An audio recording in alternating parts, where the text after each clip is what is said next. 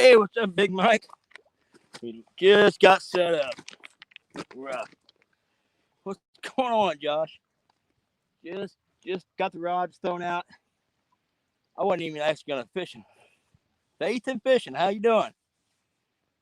I wasn't even gonna fish today, but I'm constantly always looking at my app that tells me the river level, and the river started on a slow rise just the last few days.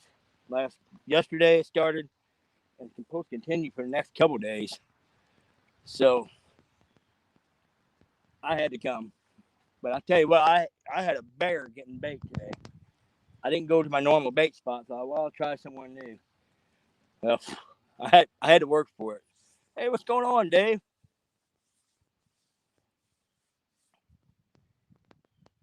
We've got a carp in these two rods, got shad in this rod. I got two shad is all I got, but I've got some buffalo and I've got some carp. So actually, in this particular spot, buffalo and carp is actually my favorite bait.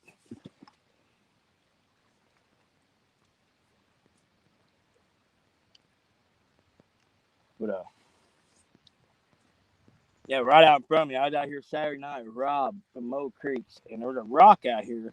When we were fishing here Saturday night, the river was dropping like a rock. This rock was completely underwater. And when we left at like 1:30, 2 o'clock in the morning, and we got out here right at about an hour before dark last Saturday, uh, 14 inches of that rock was showing. So it was a tough. We managed one really good fish, but other than that, it was a tough bite. So hopefully they'll cooperate. I was out here last Wednesday, very similar conditions. We had a rise, but then right after that it dropped, and we caught three pretty nice fish then. So what's going on, Stonefly? We're gonna fish probably at least an hour, maybe two after dark. We'll see how the bite's going. But there is a lot of drift out in front of you, a lot of drift. So hopefully they don't mess with my lines.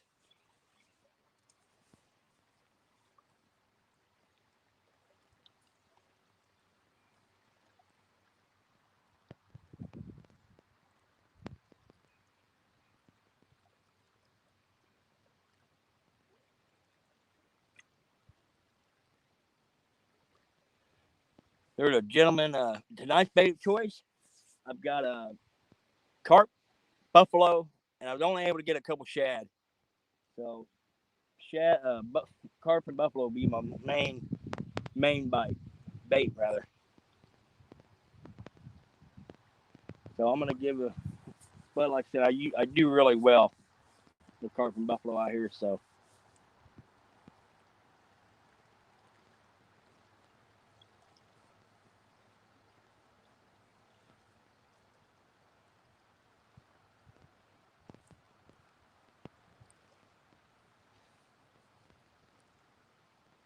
and these blues are definitely starting to get more aggressive when they hit. The last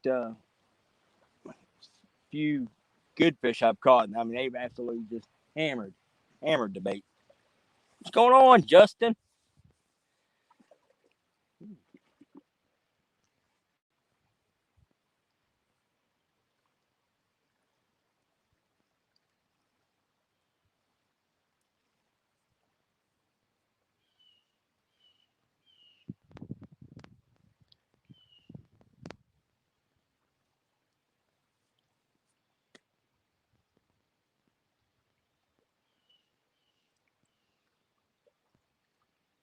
Uh-oh.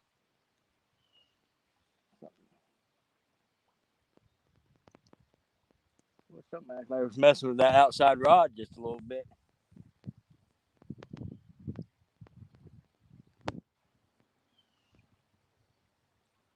Me and Rob was out here Saturday night, and I had some big baits on. What's going on, Raymond? Yeah, Stonefly, it's actually rolling pretty good. It's on the rise for the next couple 2-3 days. So that's the big reason why I came out tonight. I love fishing the river. I'm not on a fast ride. Not a fan of the fast rides, but it's supposed to just be a steady, easy ride for the next couple of days. So there was a gentleman just yesterday, matter of fact, just probably about a few miles behind me, upriver, caught a 70-pounder off the bank.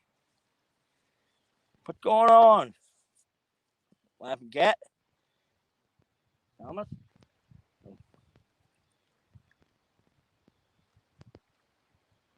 So we're definitely gonna give her a go. Hopefully we can continue on. We've been getting some pretty decent fish as of late. So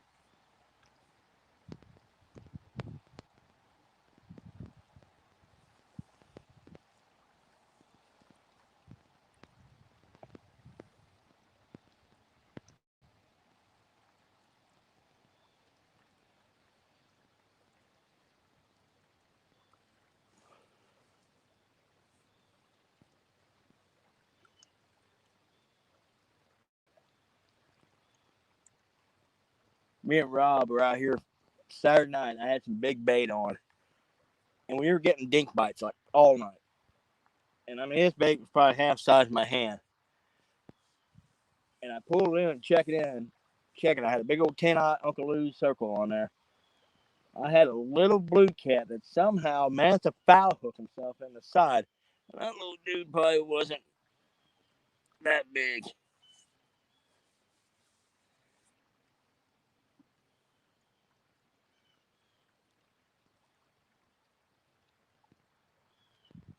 I'll tell you what, y'all, I'm going to pull that outside rod in. I'm going to add a little more weight to it. What's going on, Big Matt? I'm going to pull that outside rod. I'm going to add just a bit of weight here so it's not getting settled.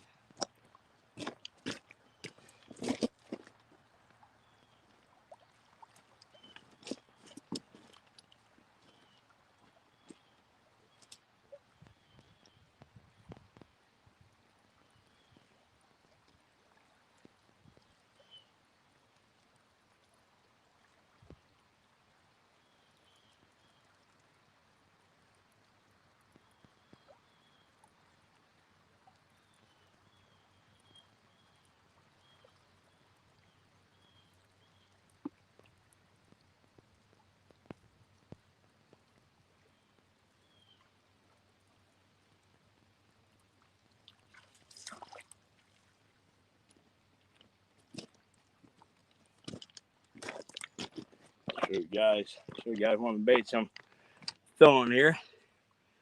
Common carp head.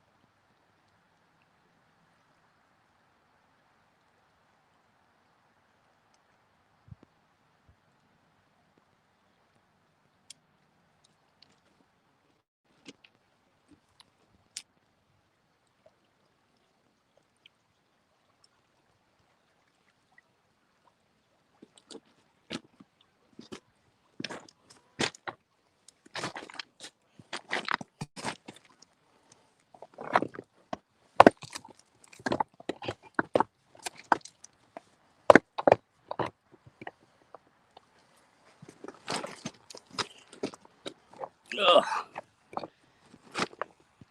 Hey, Ernie, how you doing?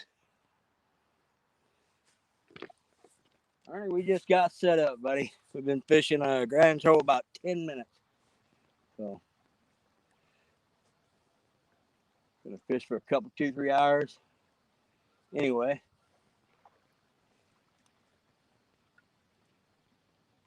Got the river on a rise right now. So hopefully we can capitalize on it. So I'm gonna tell you what, it looks like it's rising faster than what the app was telling me. Gotta use NOAA, and it sure looks. Well, I don't know. It's not coming up crazy fast, but there's a ton of drift, a lot of drift.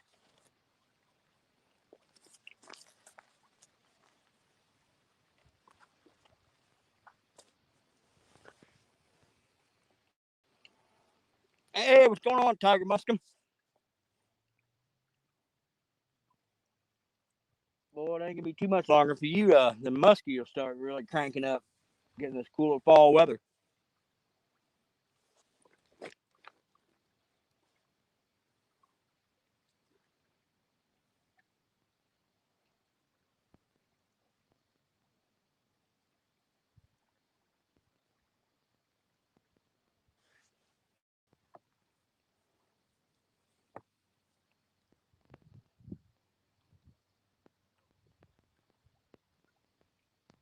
Well, Ernie Brown, gosh darn, I hope.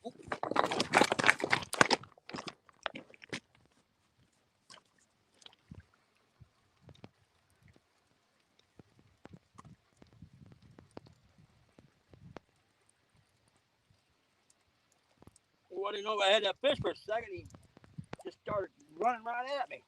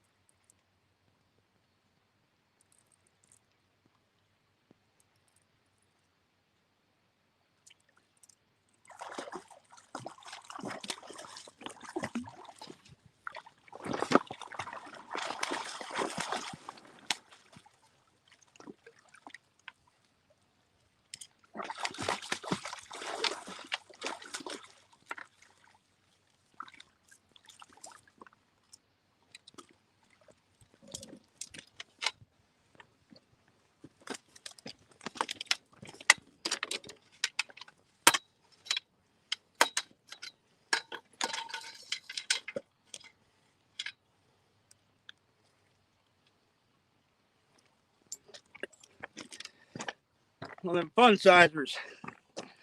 There we go, guys. We're off to the races. So, first cat of the day, we got the skunk cat.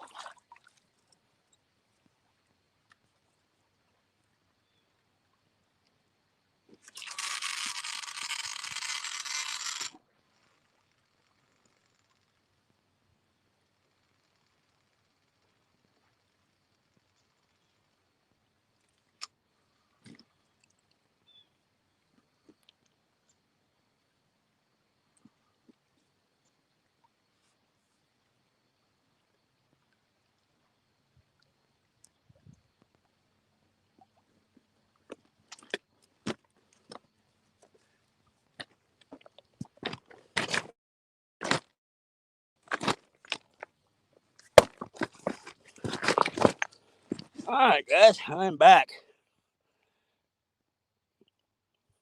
Oops.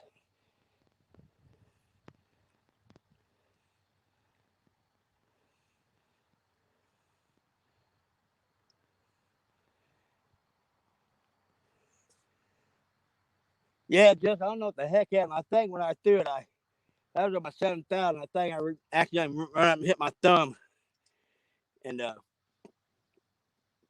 flip it up.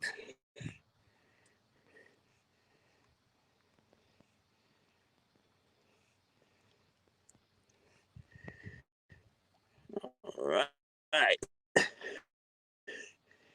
All right, guys. We're John Boy. How you doing, buddy? Lyle. You guys just came in. Literally just.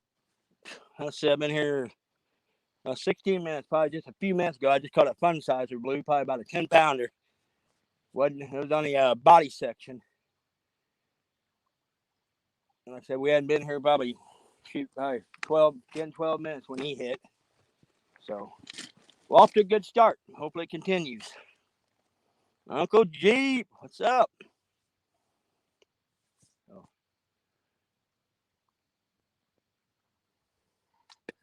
And it came off that middle rod, which I've got it laid on the edge of that current seam. The outside rod, I've got it thrown more on the outer current seam to the main channel. And this close rod, I threw out and it's drifted up. It's on out in the slacker water. And that's actually the rod, the big one came off of Saturday night.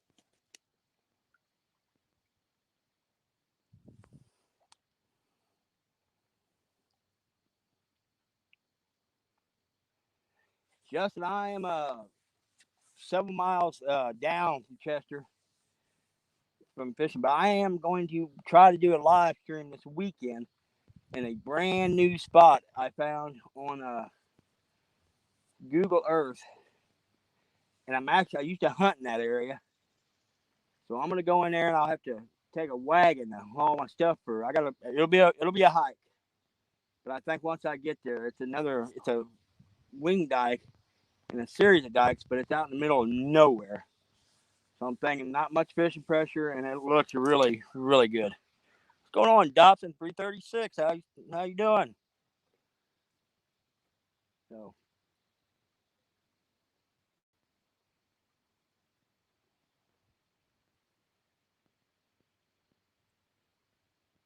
yeah, it's getting that time of year, y'all. It's this is these next couple months is my favorite time of year to catfish on the river, especially when the river's low.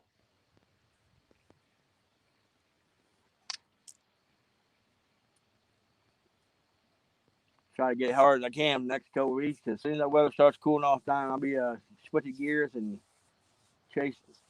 chasing deer. What's going on, small town? Chrissy, how you doing? Chrissy, I hope you start feeling better.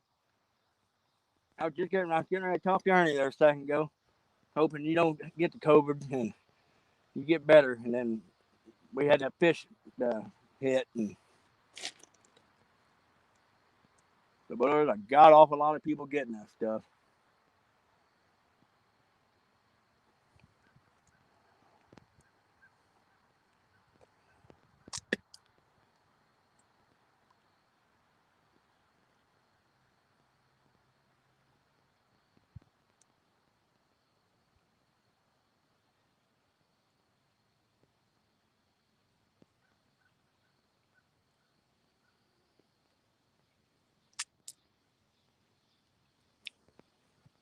What's going on, Lance? Heck of a show you did last night, Roger, buddy.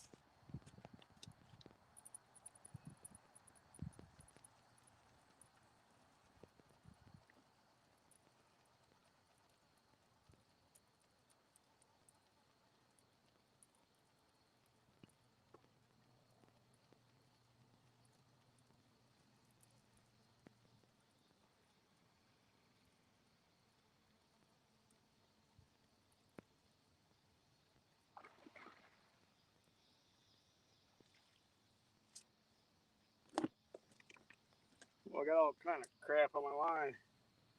This rise.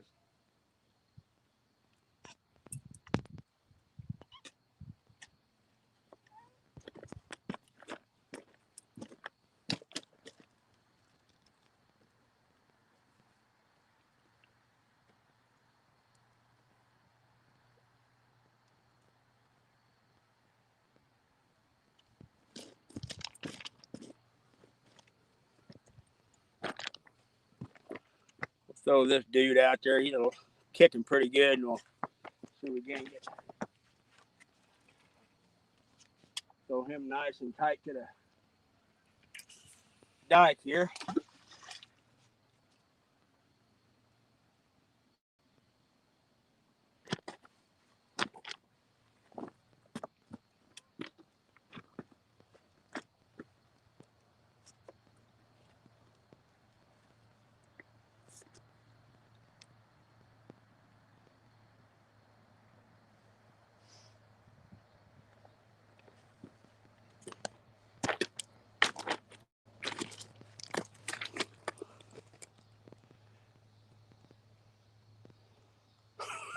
Dang, that bad, small town. Back to the table. How you doing? See if I missed anybody.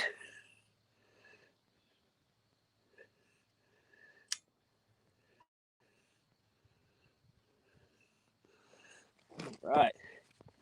Got some live bait out and two cut baits. So we'll see how it works out. We was out here the other Saturday night. And Rob, he was fishing real tight to the dike. And he managed to pull a nice little flatty in. And I had all my stuff out to the main current. But Saturday night, that was crazy because there was a rock out here. The river dropped probably 14 inches while we was out here. So it made for extremely, extremely tough bite. And then like I said, I wasn't even gonna fish today, but then I looked at the river level and by God, it was coming up on a rise, and I was like, well, I gotta go.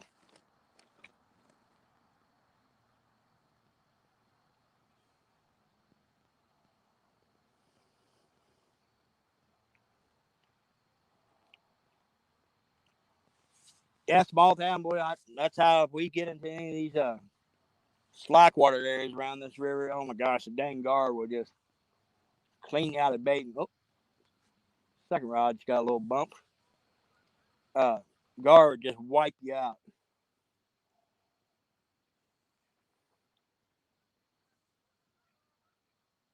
I've got a spot I would love to be able to do a live stream. I tried one earlier this summer, but man, it was so spotty. It is full of big bowfin or grinnell, as some people call them, and you can just go down there with some cut bait and absolutely just wear them things out.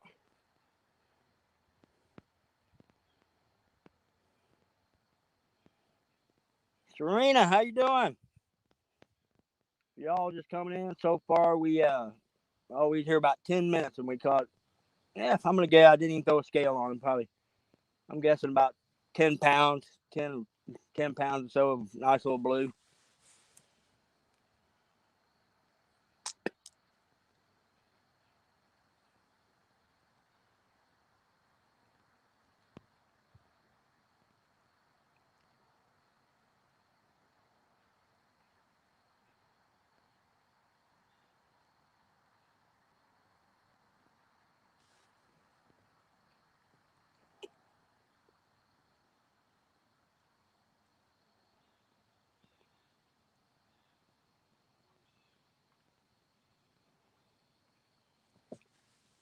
Oh yeah, stonefly. That's how these you'll see them get up in these creeks around here, and I mean they'll just be just thick on top of the guard when they're spawning. They're just everywhere.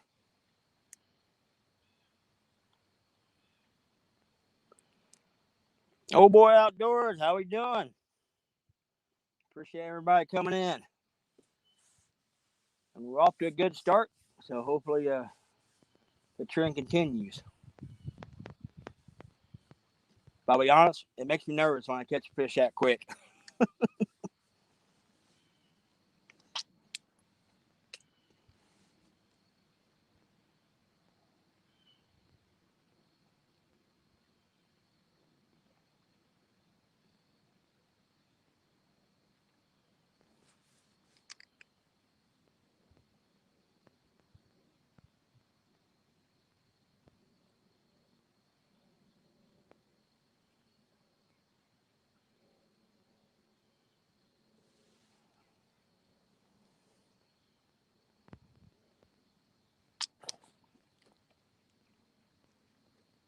What's going on, Sean? Well, we're here about 10 minutes, Sean. We caught a 10 pounder right out the gate. So, and the river's on a rise right now. So, what's going on, Topher?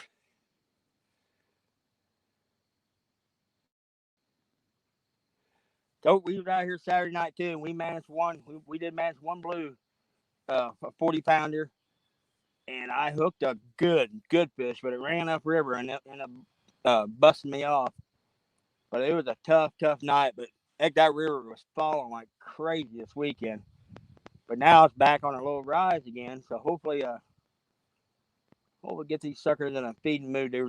I was saying earlier when I first got in, there was a gentleman yesterday, just a few miles upriver, caught a 70 pounder yesterday on a little J hook and a piece of red wiggler. What's going on, David?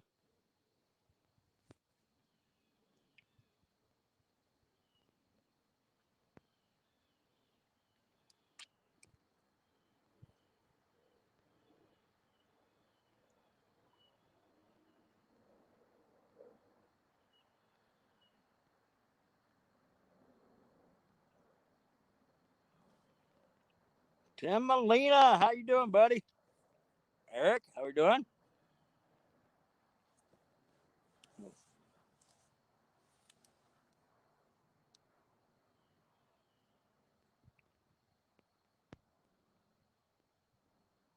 Yeah, actually, we brought my hoodie with me because I figure about when that sun starts getting below that horizon, it'll probably start getting a little chilly out here. I left for work this morning.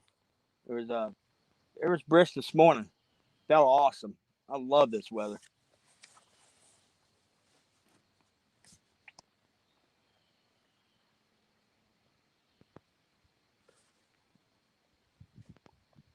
If it had been if I could get there, if I wasn't such a far drive from my house, I definitely would have been in the tree stand this evening. Our Missouri bow season's open right now.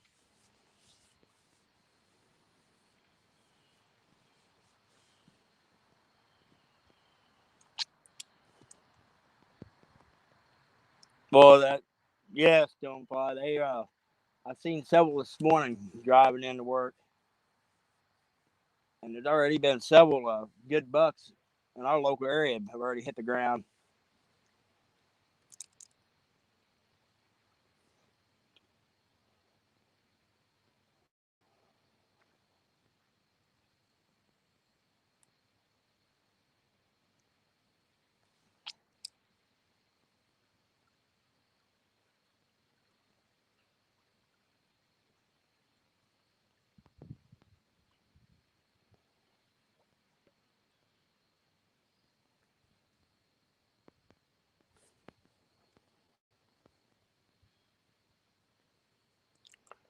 Dang, Ernie.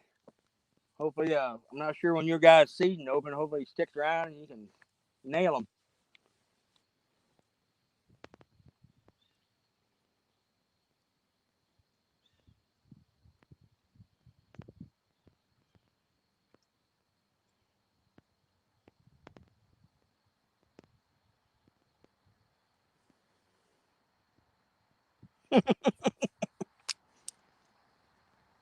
Chrissy'd already laid dibs on them.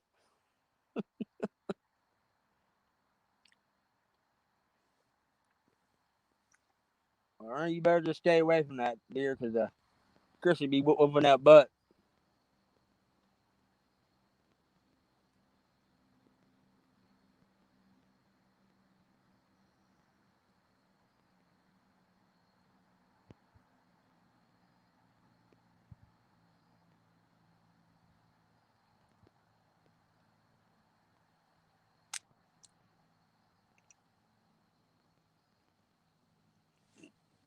Well, the one good thing, I'm gonna leave over the side of this dike.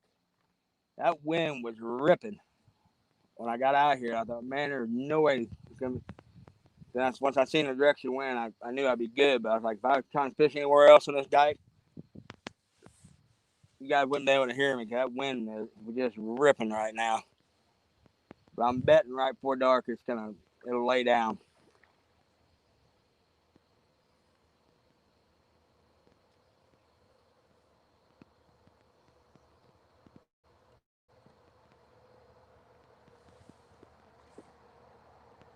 What is the bait tonight? I have got some smallmouth buffalo, some tom carp. I was only able to get two shad. Like an idiot, I figured instead of going to my reliable bait hole, I thought, you know what, I'm gonna try a different spot. And I'm gonna tell you what, Sean, I had to work my tail off to get the bait I got. I mean, I got some good bait, but I had to work my tail off to get it. And plus, that wind was ripping, and I made that throwing that ashore.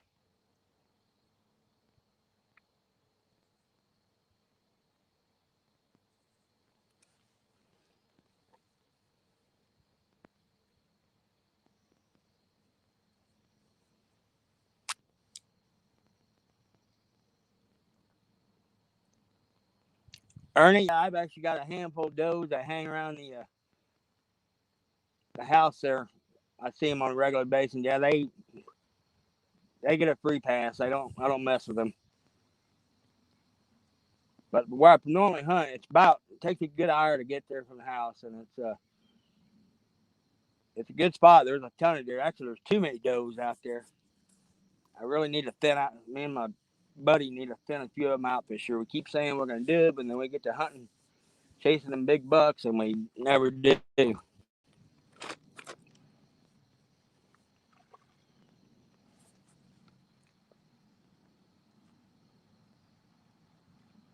That's what I try to tell everybody. Fishing with these big blue cat, it's kind of like hunting. Got to hunt fishing the travel corridors just like you do current scenes, and big old buffalo just rolled up out there, and it's a waiting game, a game of patience, especially for a bank fisherman.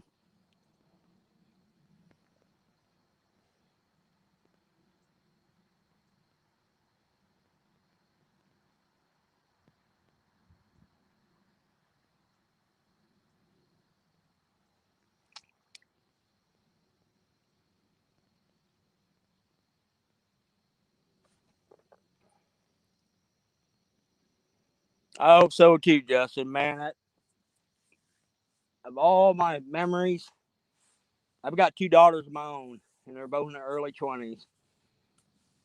And it's both them killing their first deer and turkey, the rate of my top memories.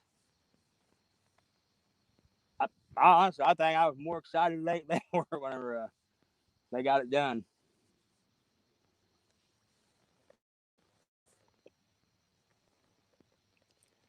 Uncle Jeep, see, yesterday we were at 89 degrees, and when I left for work this morning, it was 48. So right now it has jumped up to, I'm gonna guess, low 70s. But once that sun goes down, I think it'll get chilly out here. But I'm good with that. I love this time of year.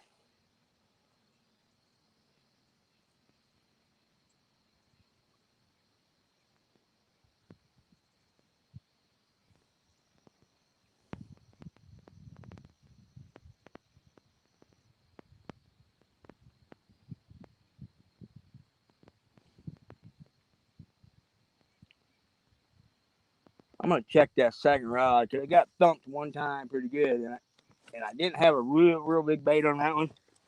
So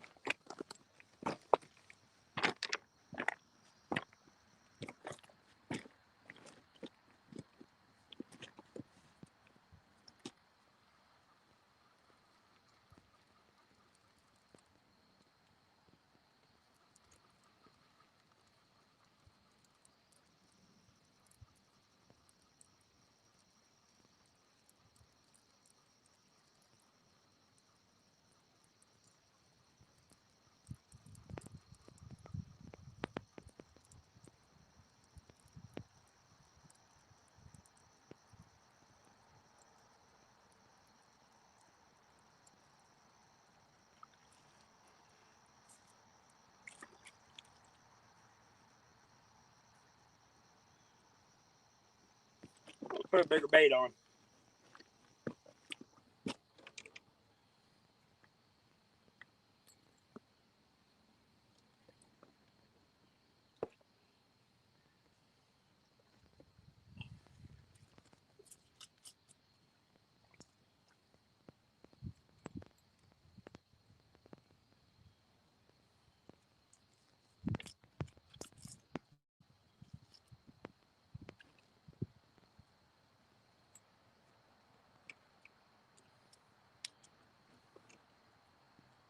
that, I'm gonna redo my leader, guys.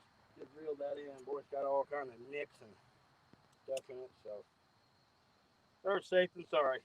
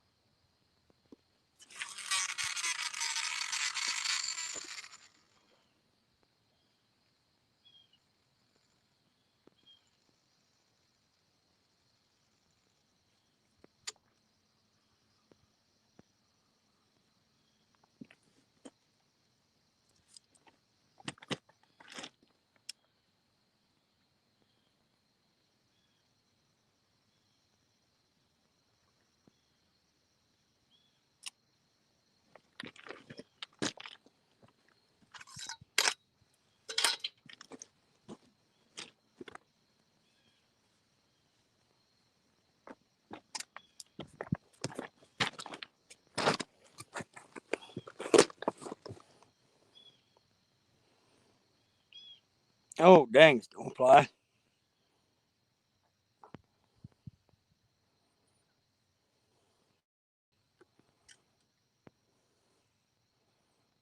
Randall, how you doing? Hope you guys are doing better. You guys went through a tough spell there.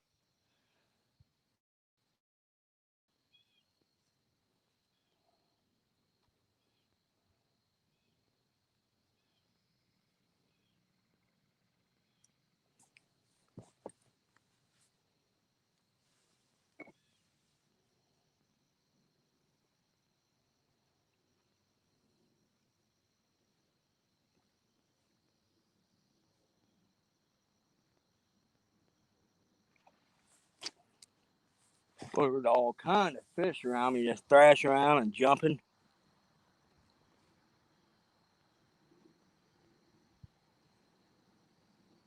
Smokey the Bear, hey, how you doing?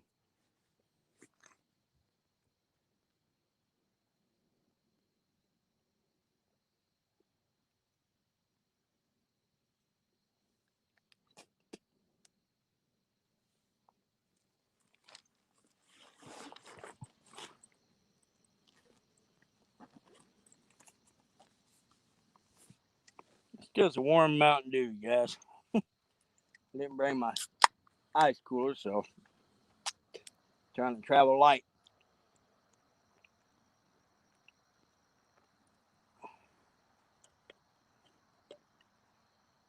Well, I'm fixing to have problems here in a second. Boy, there's a big old pile of drift out in front of me.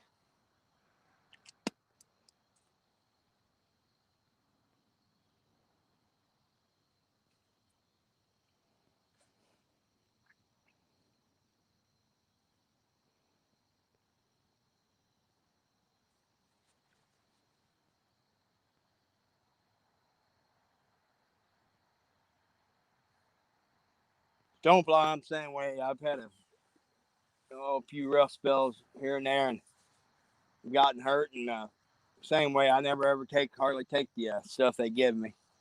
Tylenol is about heavy as I go.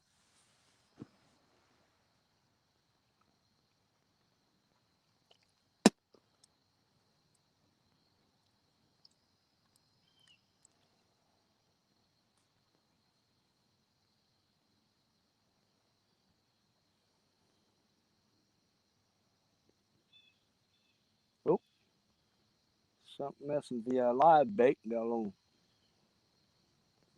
starting to swim off. That big old flatty will take that sucker down.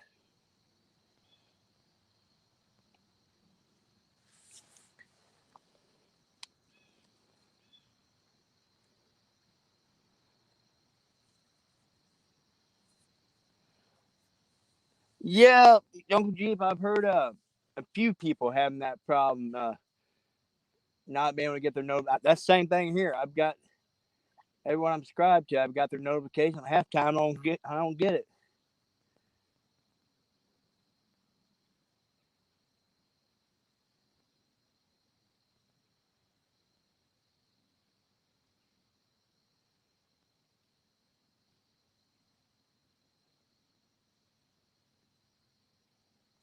But YouTube changed up so much stuff in the last few months. It's.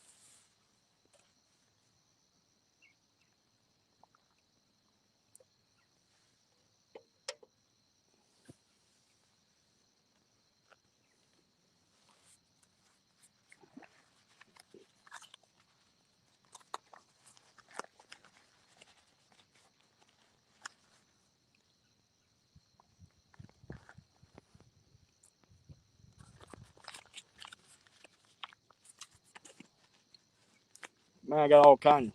Gosh darn it! There's a bunch of moon eye right in front of me chasing us. Moon eye or skipjack, one of the two, chasing bait right in front of me. And once again, I didn't bring my light action rod with me.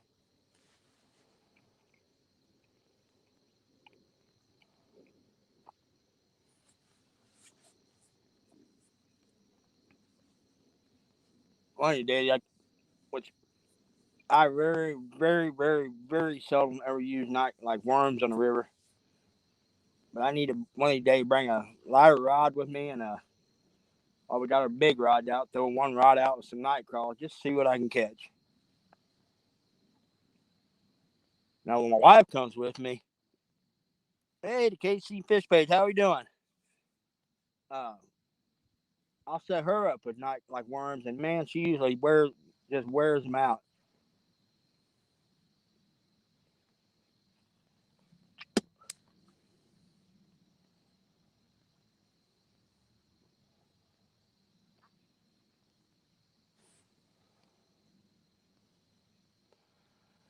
Oh, need a Spider-Man for hey Frank Lambda, how we doing?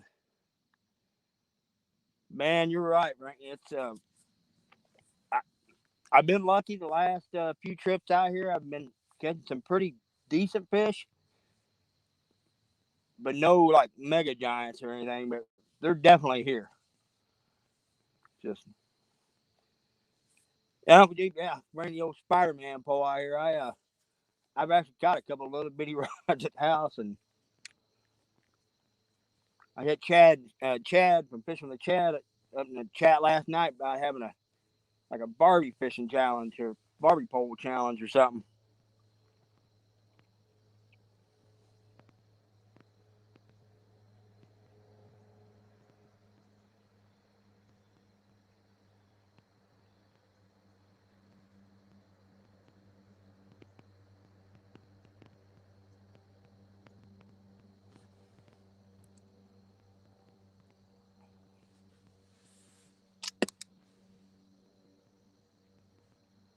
Sean, I don't know if you're still in chat, but have you recovered from your little mishap Saturday night? You lost a mega giant.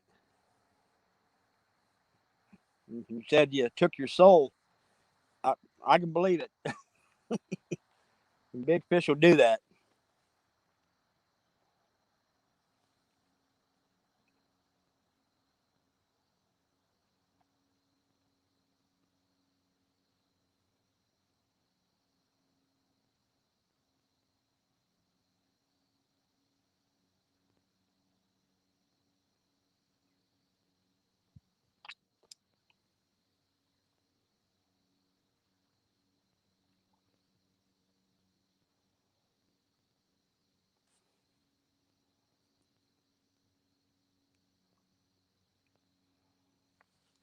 Uncle G, I'll tell you what, those dock demons, they will absolutely shock you if you got the right line and reel on them little dock demon rods, what they can handle.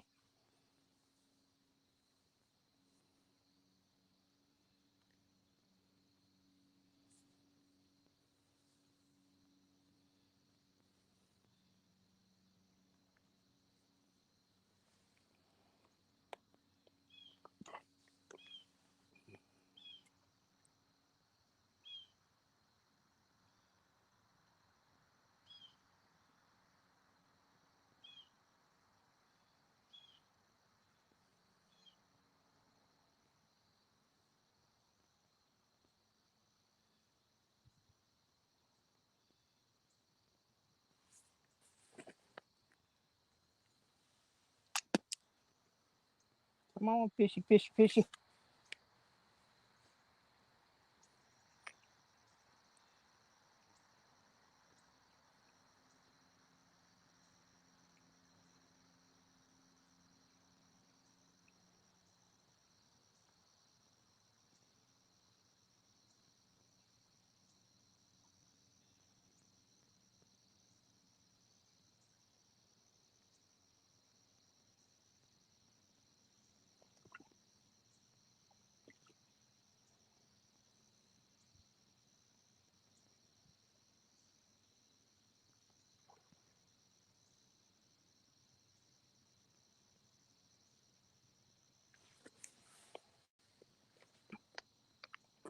Come on, Doug, how we doing? 3+1. Hey, how you doing? So far, when we first got here, we caught one blue about 10 pounds. Soon we got set up. And we had to see. We've been almost an hour. So, but it's getting to be that magical hour here shortly. I'm going to actually, this outside rod, I'm going to reel up about 30, 40 yards of line. And just kind of keep working it back to me.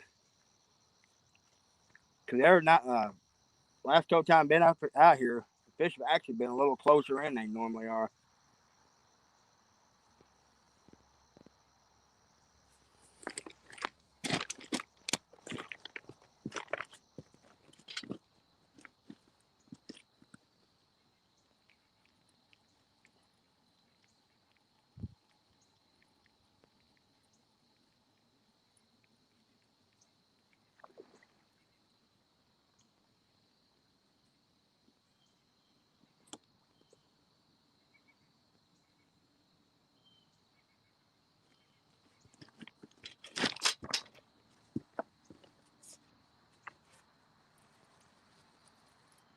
God damn. Bad thing about using a live bait against busy dikes. That I can get in them crevices.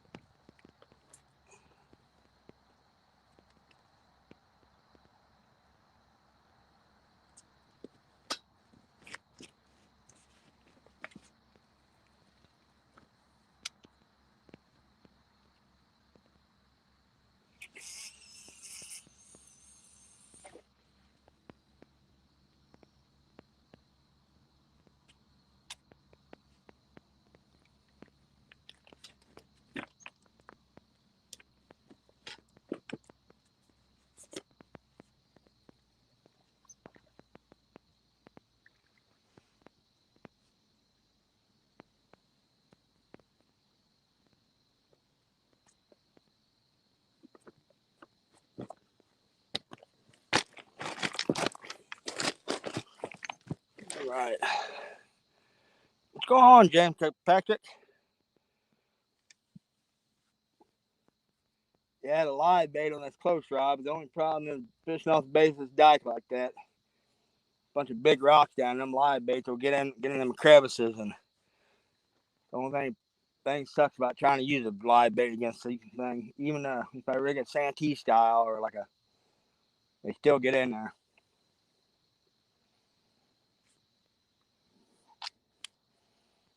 God knows the base of this dike has cost me some fish because some big old rocks and fish will get to running down, running that line up and down there. And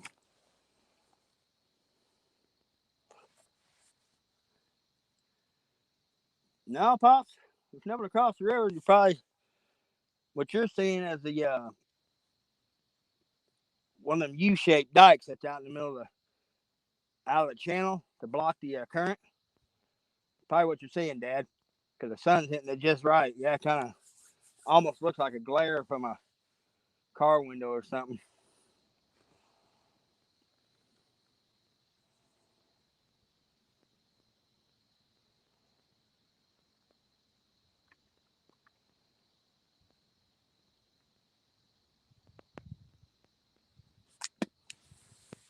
Oh, outside rod's getting tapped.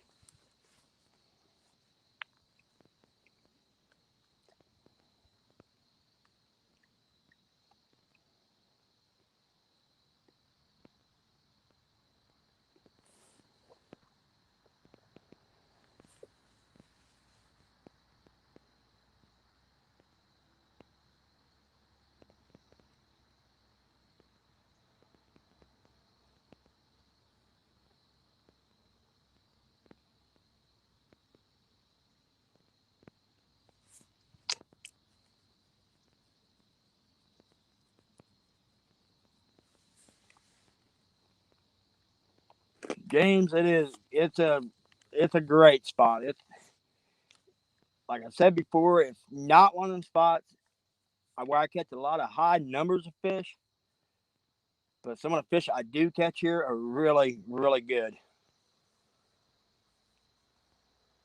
But I am this weekend. I'm gonna try to go live. I'm gonna hopefully I get service there. I found a spot that I am going to try. It's another wing dike, very similar to what I'm sitting on, but it's not near as high as this, and it looks really good. So I'm gonna hike in there and hopefully we can pull some fish out of there.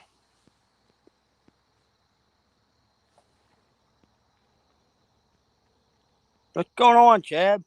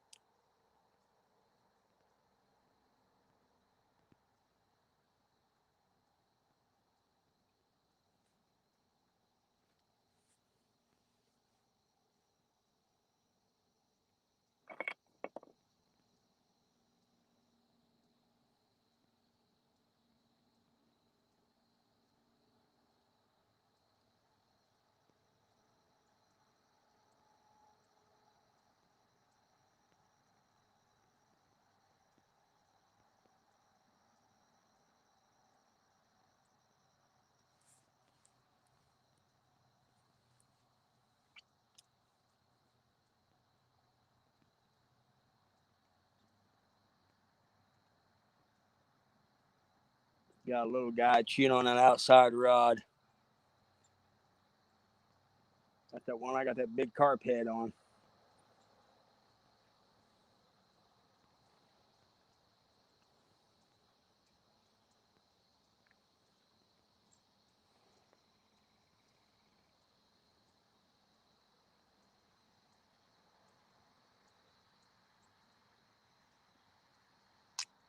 Well, I will tell you what, guys, it is an absolute beautiful, beautiful evening out here.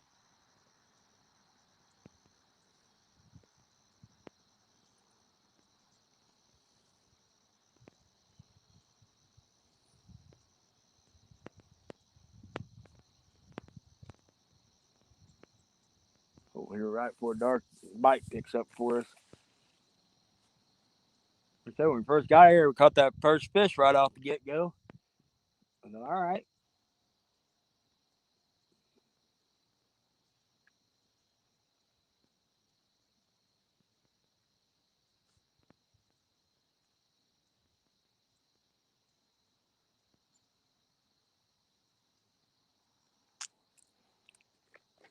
Chad, are you in Josh's Cacti-Cac tournament?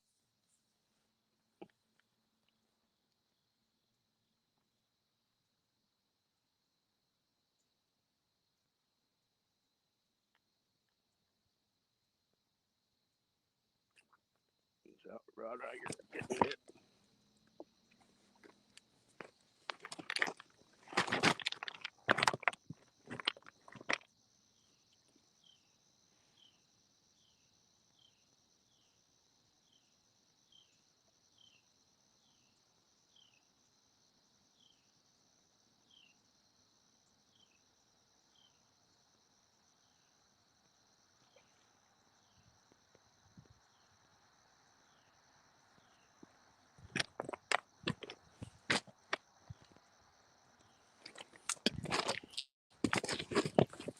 Might be, Chad. Okay. I might be fishing it too.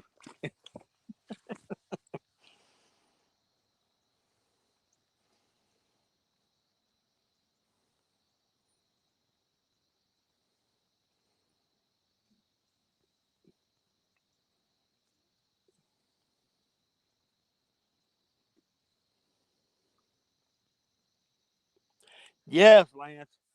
That is a good looking light. I think I may end up ordering one. Which I've got a pretty decent setup as far as lights between the ring light and my little LED lantern, but I want to get another backup light.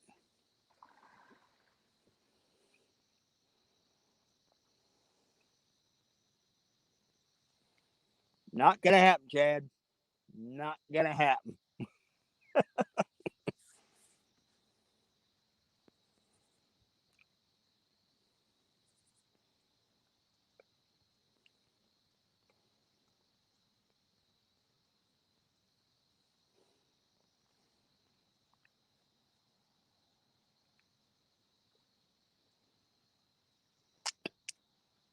I believe Avid's fishing this tournament too, Chad.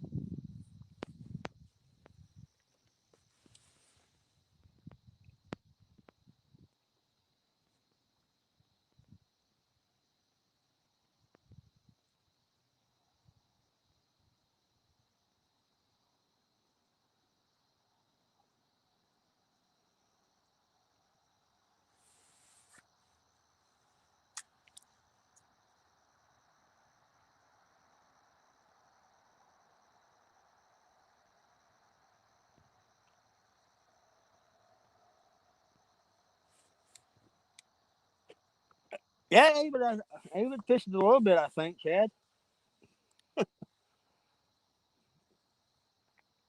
The old boy, he hadn't done a live fishing in a while now.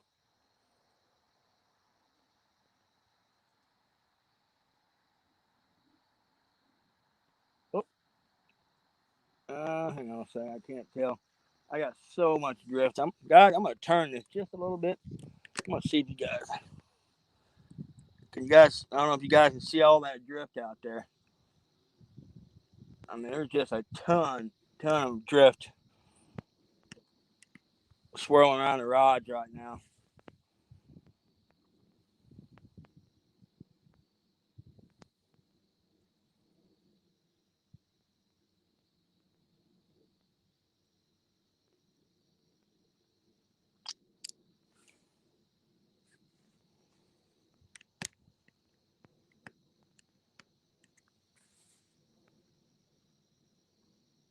Tell you what, there's nothing more frustrating than be sitting there night fishing and you get a big old tree and one of these drift piles hooks onto all your lines. and you're losing all your rigs. It's the only bad thing, like especially like springtime fishing in the river when it's flooding. Man, it can be some phenomenal fishing, but gosh, during all the drift in the river, it can get frustrating too.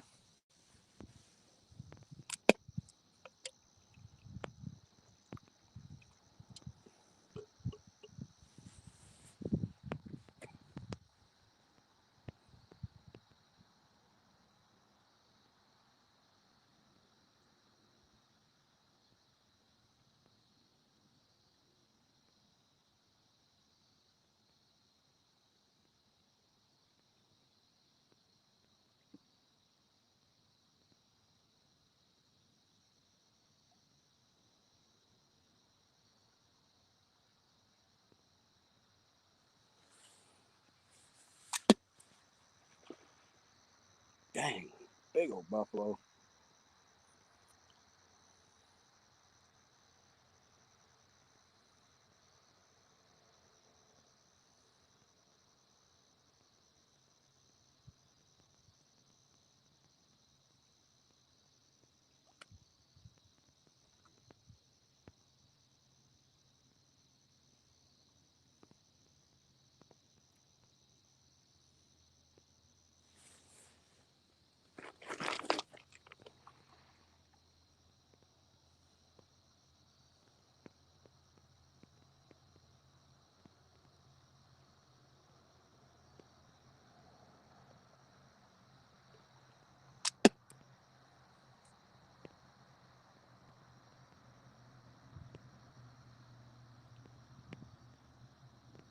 They had this nice cool front come in, but I believe it's the weather's kind of warmed back up by the weekend, back in the 80s, which ain't horrible, but man, I'd sure take the weather we got though. That cool cold front come in last night, and this weather is amazing.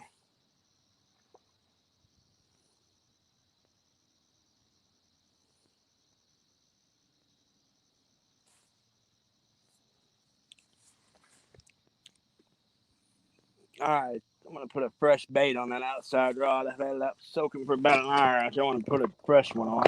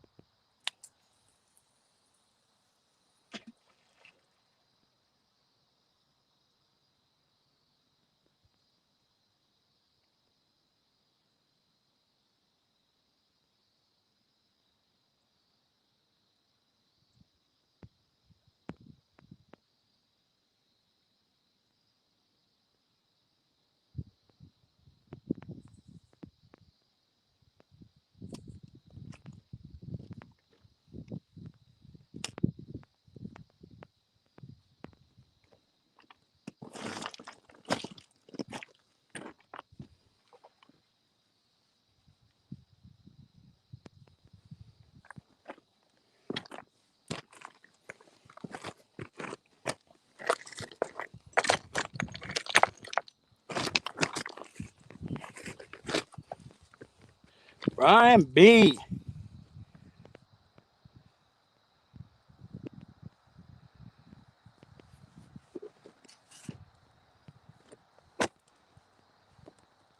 Chad, if he goes where I think he's going to go, he might do pretty good. But this tournament being a little different, it'll be frustrating, especially if you get a big one right out of the gate. Then you got to just go bigger from there. That could be interesting how this thing plays out.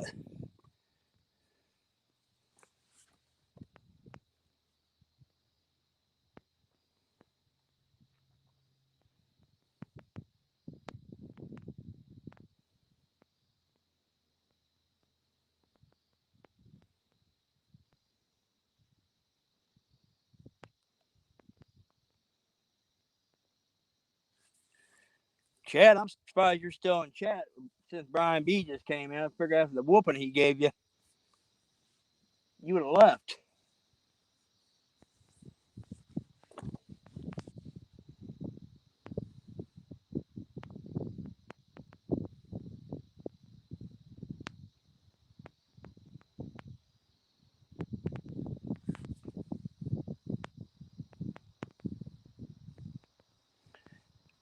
Oh yeah, Chad, that ain't no joke. Brian B, yes, I. This is a. I have caught some. I have caught some good ones. Actually, the spot I'm sitting here. That's where I caught my personal best blue cat. Is in the spot I'm sitting right now. And actually, a little later in September last year.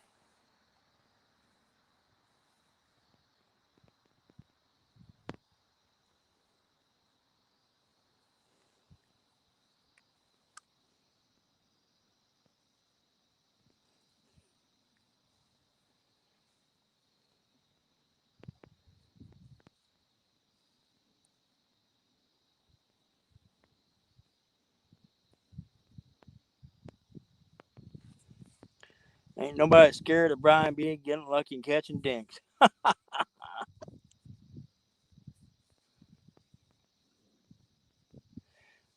Yeah, Brian B. I was actually when I was videoing that thing, I was actually on the top of this dike, and it just oh my god, fishing when you're fishing by yourself and you get a good one here, things get interesting, and I keep me and my dad, matter of fact, were just talking about it when I was driving home from work today. I've got to buy me a net. I've got to get me a big net. I got this little dinky old panfish net here. It's like me and Rob was out here Saturday night, and I got a good one. And Rob tried to dip net it twice, but it couldn't get it in the net, so we ended up chunking this chunk. I just got down there and grabbed them. And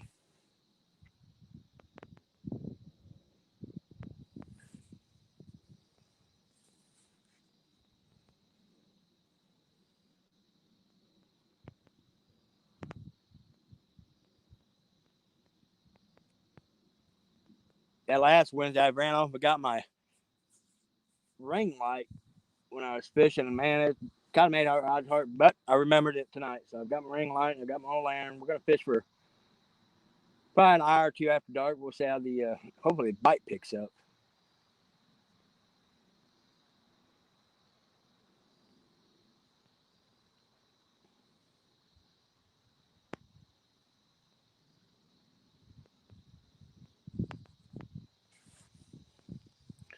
What's going on, Art? How you doing, buddy?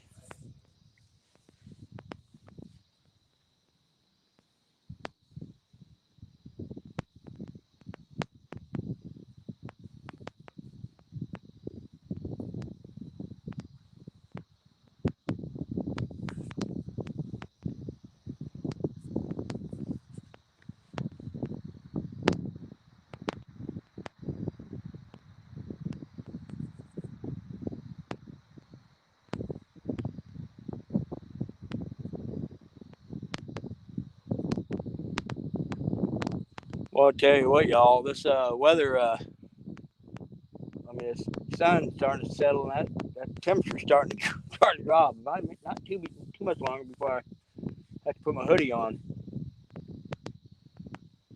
I'm gonna check this inside rod. I was getting hit on earlier, and I got a small piece of shad on it, and He may have got it.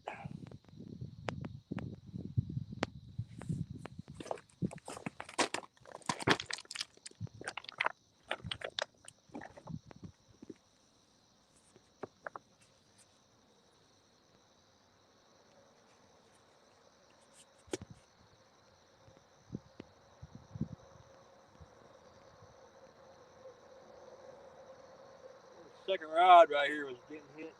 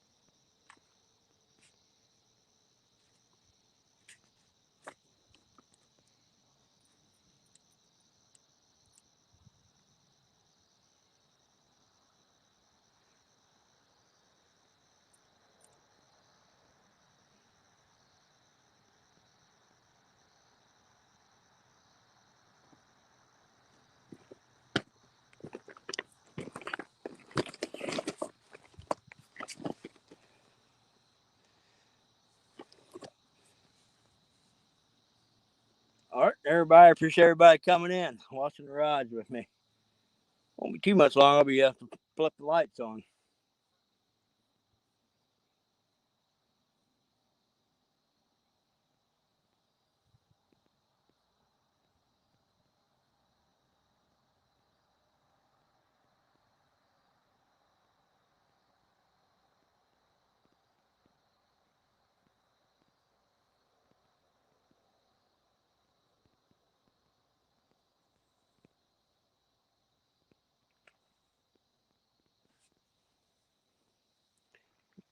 Relax frustration. When I first got out here, I wasn't here 10 minutes. I caught one, flew out. I'm guessing I didn't even put a scale on it, but I'm guessing around 10 pounds. And I've had a couple of soft hits since then. We've been out here an hour and 18 as of right now. But being river fishing, I mean, that could change in a heartbeat.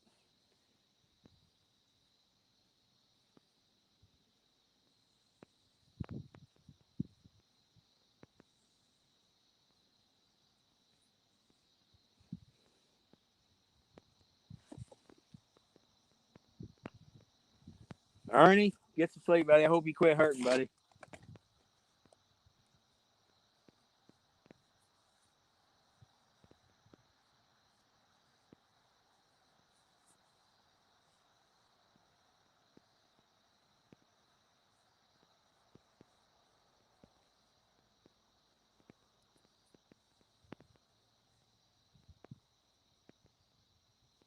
Oop, just got a hit on the inside rod, little bump.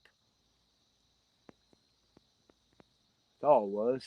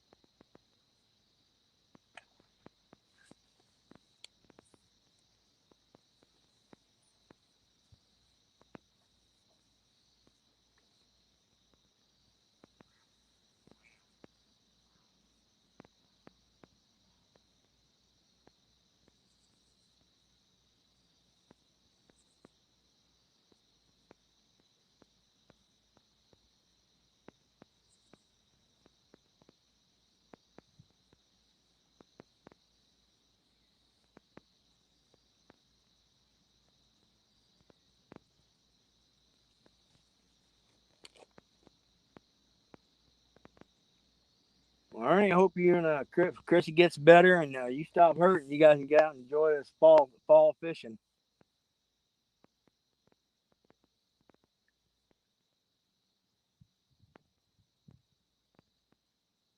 Cool weather. The crappie will start hitting here really good here on the next few weeks.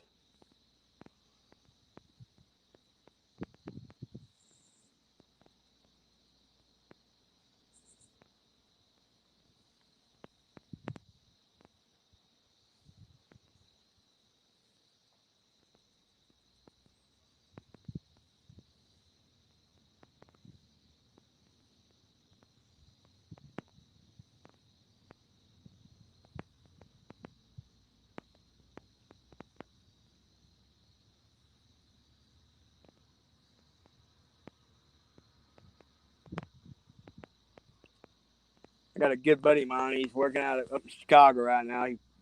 We haven't had a chance to fish with much together this year, and hopefully he gets home. And me and him, I think we're gonna first night weekend he gets, we're gonna do an all nighter out here. What's going on, Mark? Oh, let me plug my phone in, y'all. It's getting a low battery light coming on.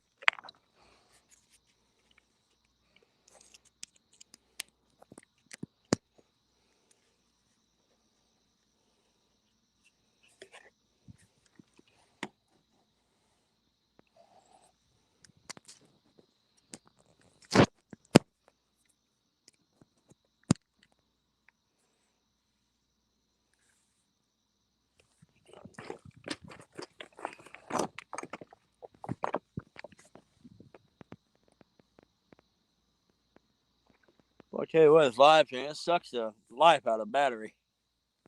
Your phone battery in a hurry.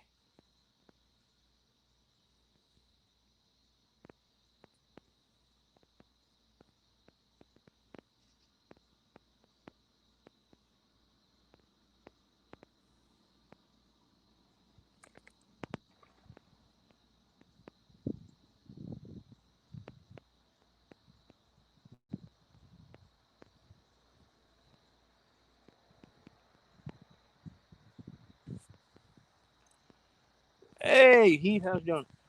Heath, when we first got out here, buddy, I caught a 10-pounder like within like 10 minutes. And so far, that has been it. But we're going to fish. Let's see. We'll fish a couple more hours. Oh, heck yeah, Big Mike.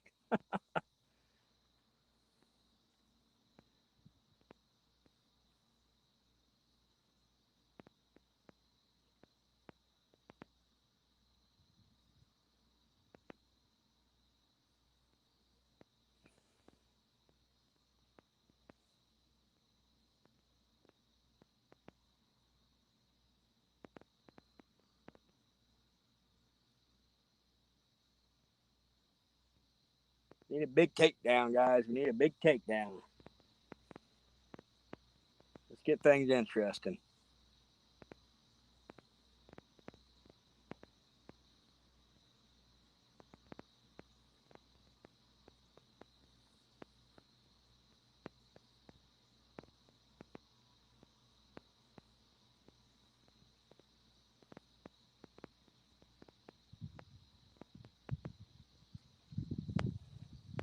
See when we hit that. Ooh, there you go, Heath. Well, that sounds good. Mama's been wanting me to do one for a couple weeks now. I'm gonna throw one on the smoker this weekend myself. When we hit that hour and a half mark, I'm gonna pull that middle rod in, recast it, and put a fresh bait on it.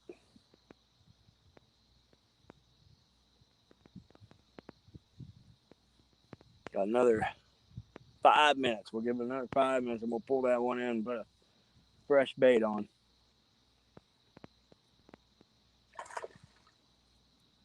Big old carp just rolled up.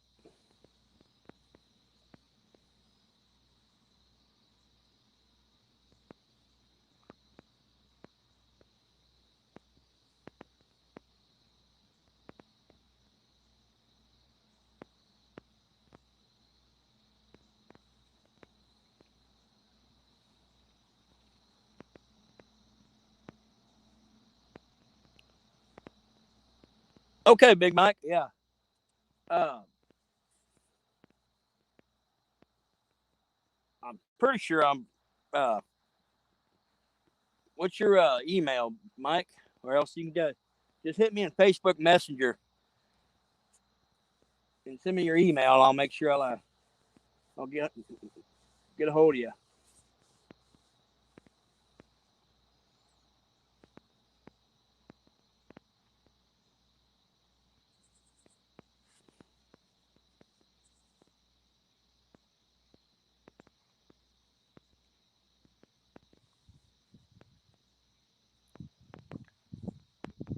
Oh, that ain't no kidding, man. I can eat my weight in pulled pork, boy. The first night we'll do just like pulled pork sandwiches, and then the next night we'll do like pulled pork tacos. Or Randall, how we doing?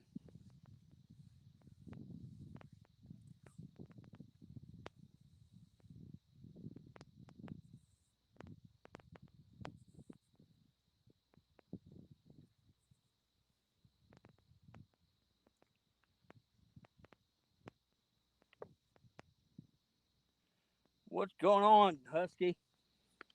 It is a beautiful evening out. Husky, it wouldn't have took me so dang long to get to the woods, so I think I would have been in the tree tonight. I wasn't even going to fish this evening, but I looked at the river stage and coming up on a rise after it's been on a drop. So I was like, man, let's go to the river.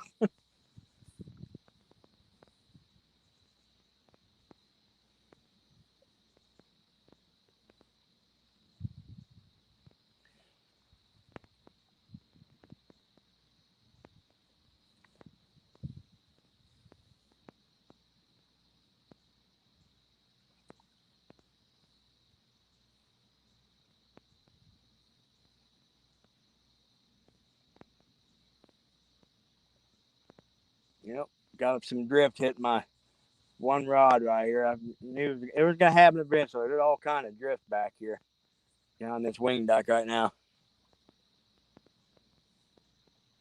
And there it goes. It's going to get into my other lines here. But it's just a small piece, so.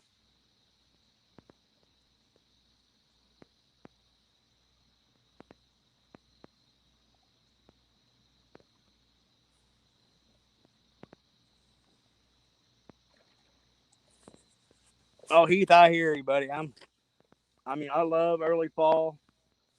As long as the temperatures stay, in the 40s, 50s, I love it. But once it starts getting in the 20s stuff, it makes a bear working outside and everything. And,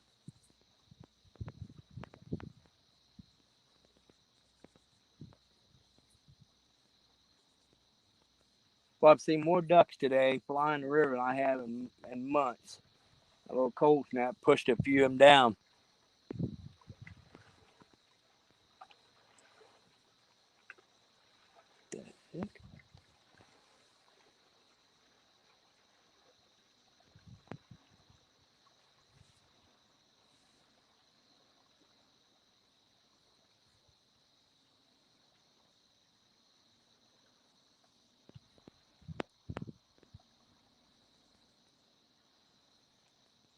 All right, guys, I am going to pull a middle rod in and put a fresh bait on.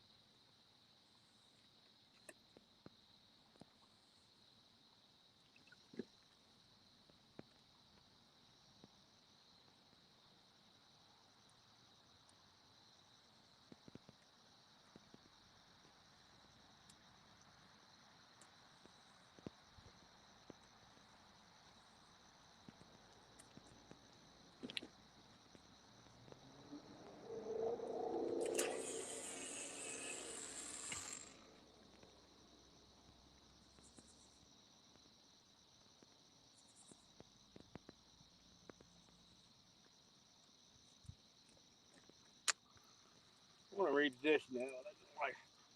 Didn't like. I want to get more in that current scene.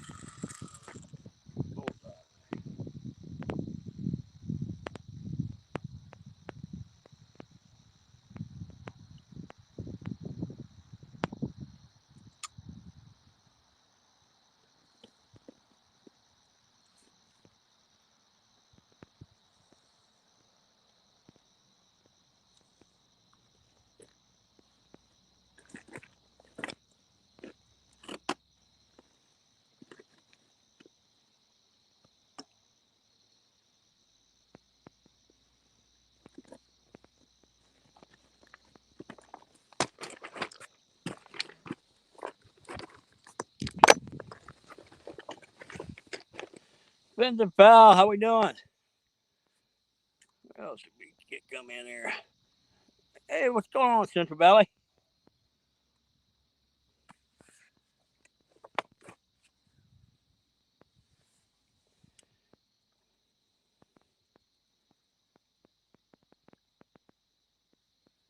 Well, God, I don't know about you, but that's about the prettiest picture I can imagine. Sun going down, Rod silhouetted.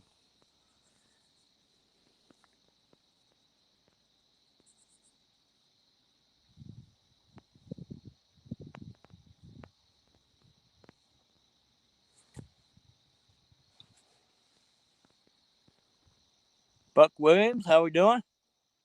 Philip, how we doing?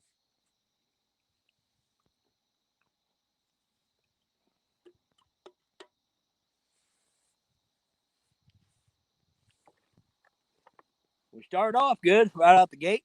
Got one, and got one blue. Then boy, after that, it just kind of got slow after that.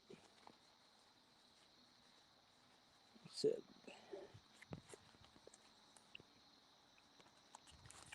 see here, it's 7. Oh, we'll probably pitched around 8 or 9. I'm thinking.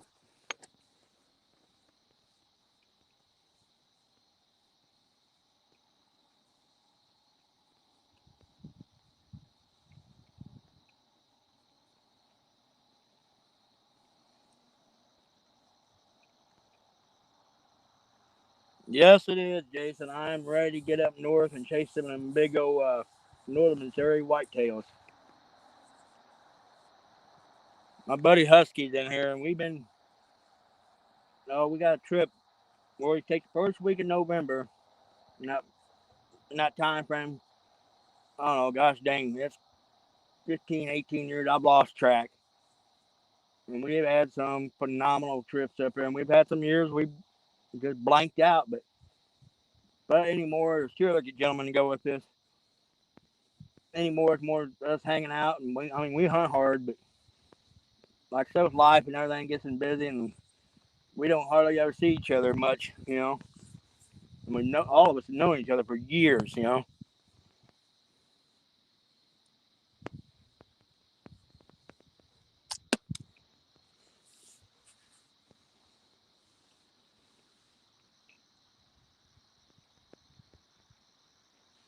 Yes, it is, Uncle Deep. The temperature, I mean, it's just absolutely gorgeous out here.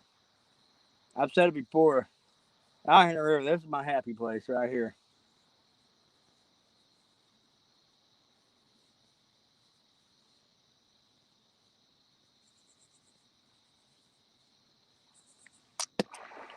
Woo, the Asian carp, something got him spooked up.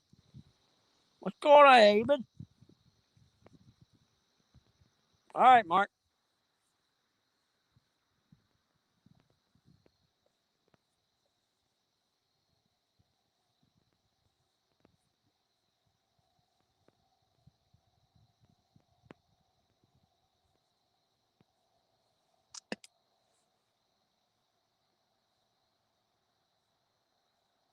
David, yesterday, there was a gentleman up by the bridge caught a 70-pounder yesterday on a little J hook and a little piece of red worm.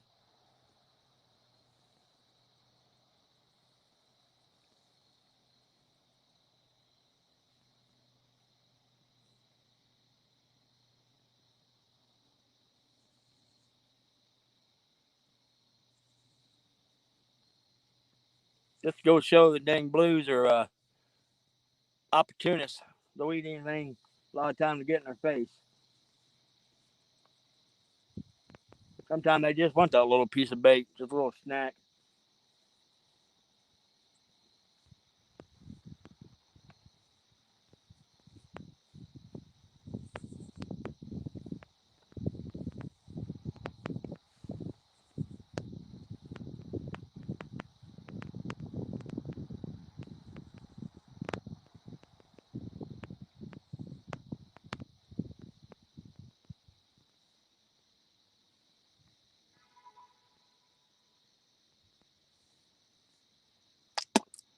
Hey, but I will say, I mean, the last few good fish I've caught, I mean, they have absolutely just hammered, hammered the bait when they hit.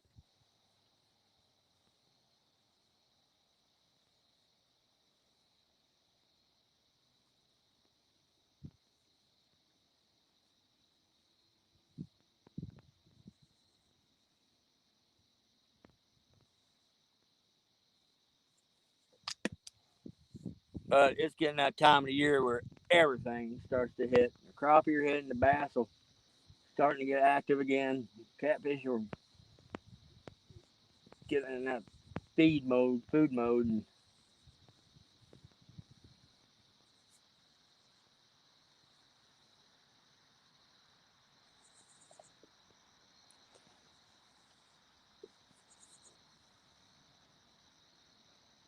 hey, pontoon, Cody.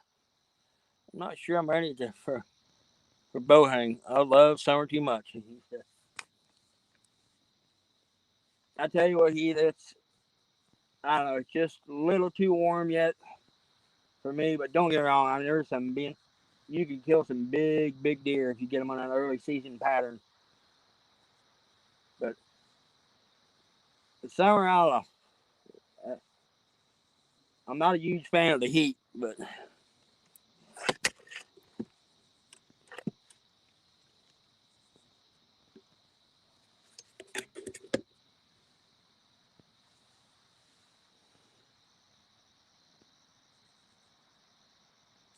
hey, but you're absolutely 100% right. You get this when you catch this river right, when it stabilizes out, the fishing can be absolutely phenomenal, phenomenal during the fall.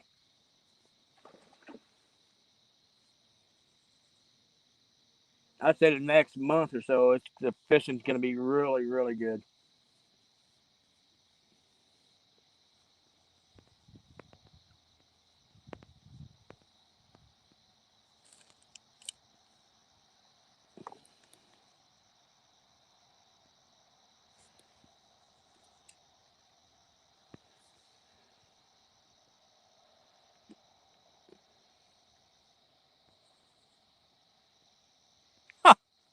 Dang, Buckway, that's a dang good.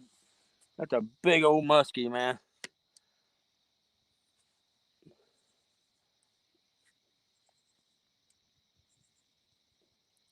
Hey, Jeremy. Well, when I first got here, Jeremy, I caught a 10-pounder. I mean, right out the gate, and then it's been kind of dead since. I've had a few little dink bites, but I'm getting ready to flip the lights on, and we'll see how hopefully maybe it'll pick up. I'm gonna fish for let's see, to about 9:39. Maybe a little. If his bite picks up, might fish a little later than that. Can't fish too late with work and all. All right, guys, let's get some.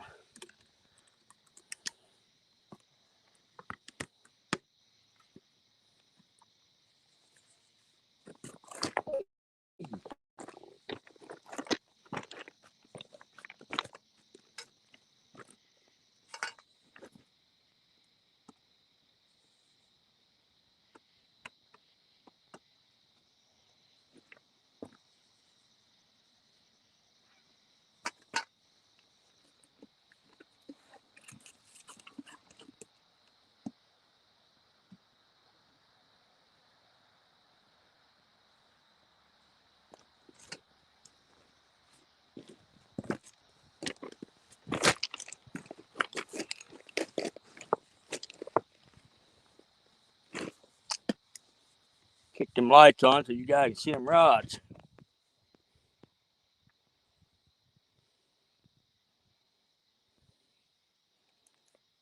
Well, Chris, Dad just showed your mom was watching over you that day.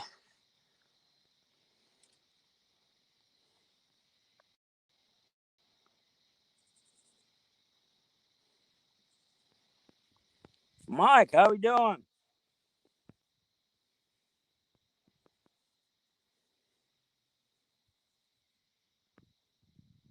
Oh, oh, oh, oh. All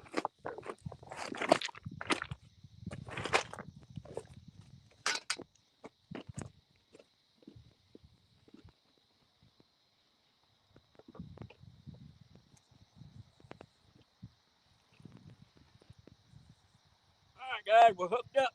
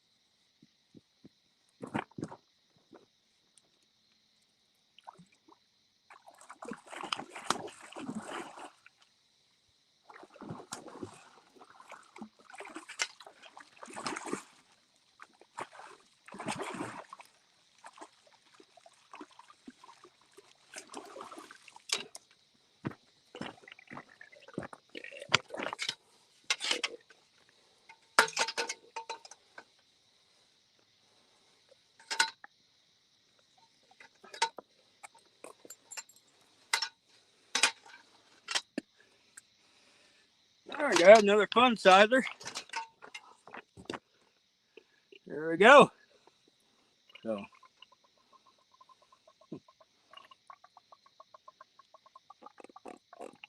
he's talking to us. All right, let's get this guy back.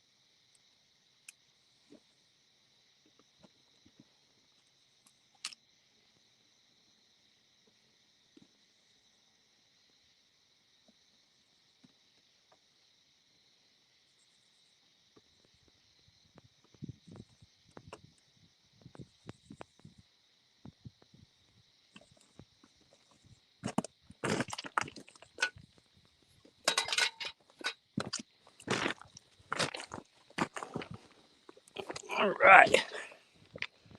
I'm gonna readjust that land here. Can't see that rod that good.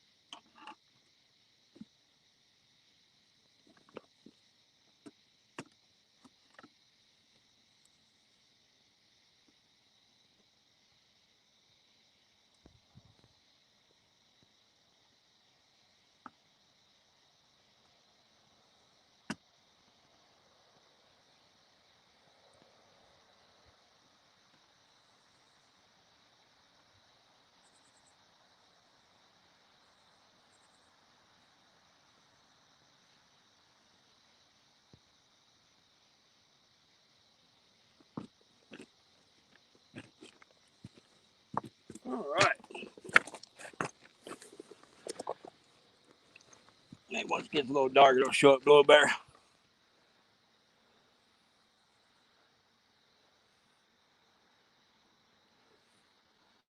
Small town, good luck.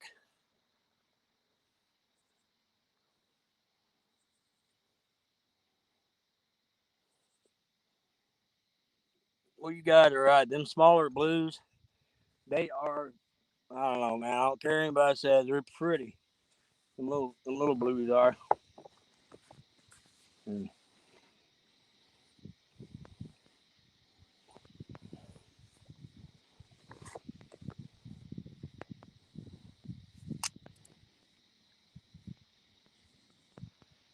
I'm gonna check this rod out here. I've had it out just a little bit. Small piece of shad. I'm gonna switch up to a small chunk of carp from this one, I think.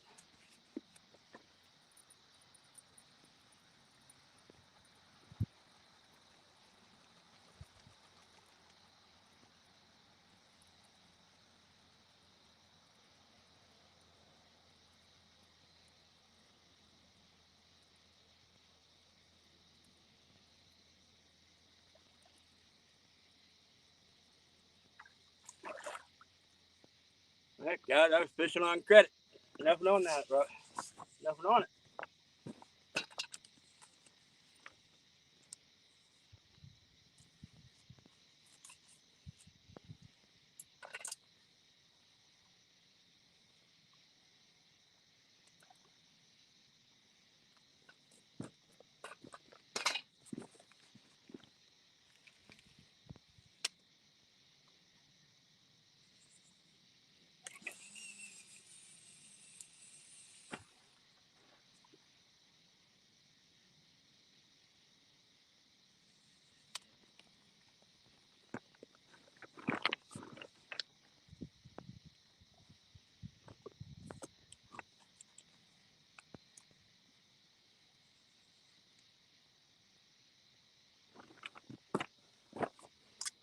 All right, got some fresh baits out. See if we can make this happen.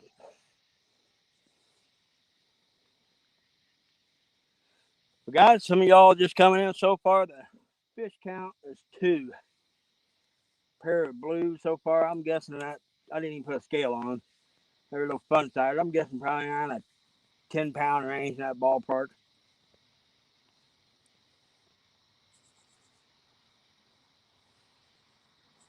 First fish come off the body section. The that last one come off a headpiece.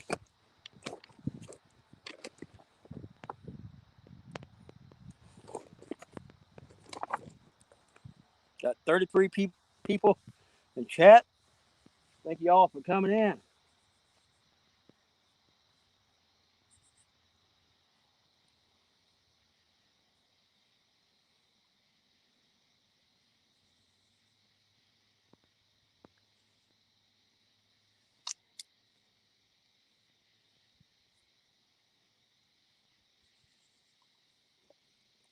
I tell you what, one more thing I do love about fall fishing: no bugs.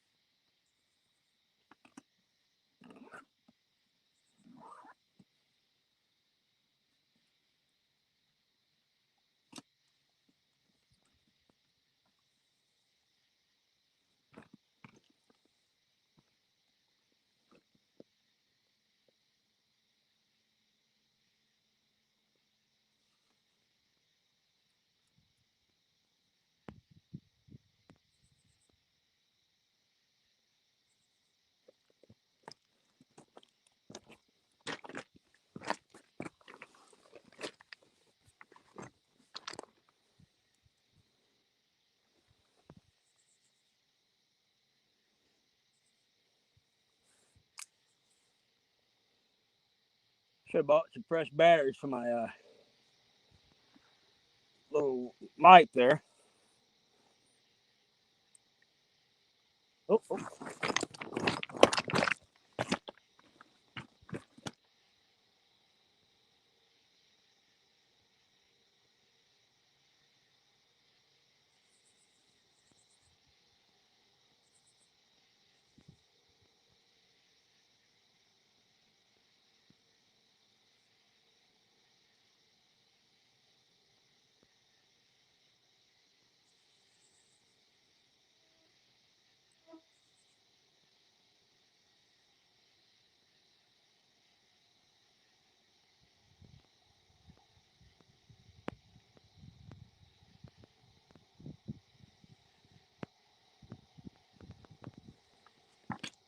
Well, fish was popping that middle rod pretty good, but then he just backed off.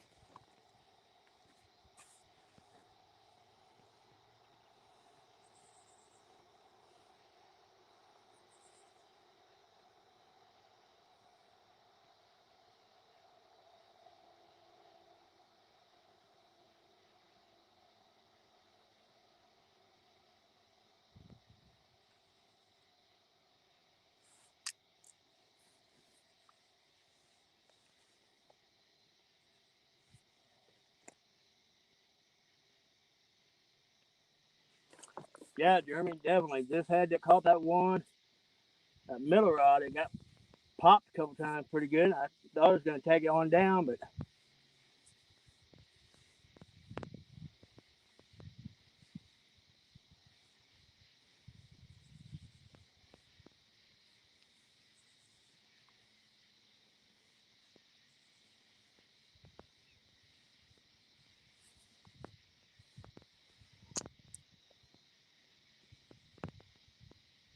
don't get me wrong, the bun sides are a blast to catch.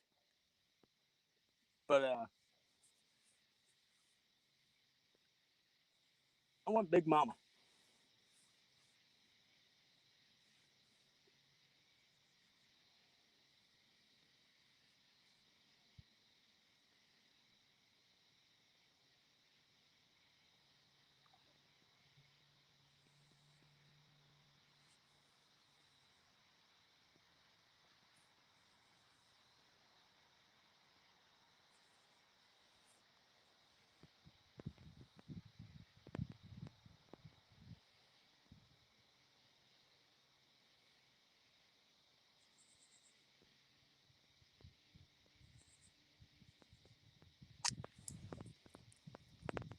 Hey, but how's the Kaskaskia looking? Is she still pretty low?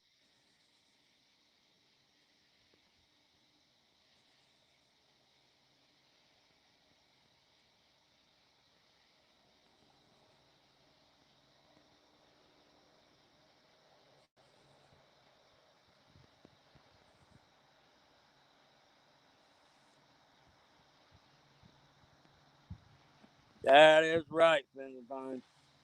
Bob. That is for sure.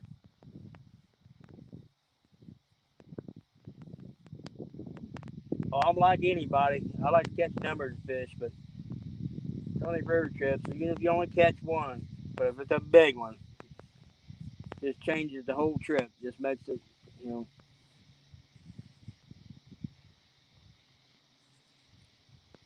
I think me and Rob from Mo Creek sat out here for 7 hours.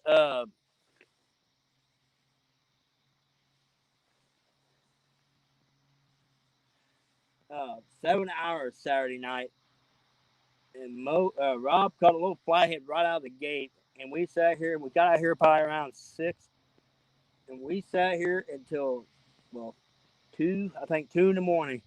About 1, we caught a 40, and like I said, that made the whole. I mean, the whole trip. It was for Rob. It was just a chance for him to get out because he'd been working some crazy hours, and he was loving it.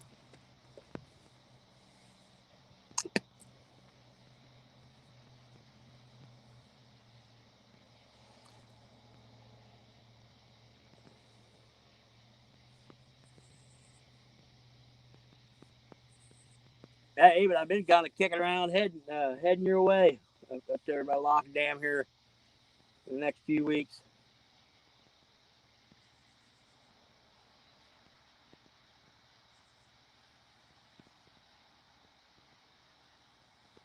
Let that water temperature cool down just a little bit more.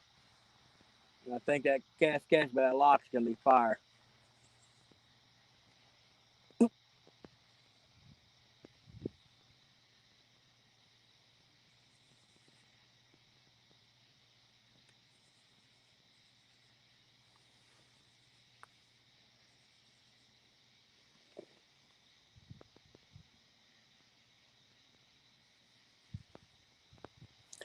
Yes, I know, David. Yeah, I need to. Oh, oh, oh, oh. Outside rod's got something cool with it. Yeah, David, I tried to. I went there one time earlier this summer. I was gonna try to live stream there. I got squat for signal, so that'll be one of my video days when I go get some. Try to get some video.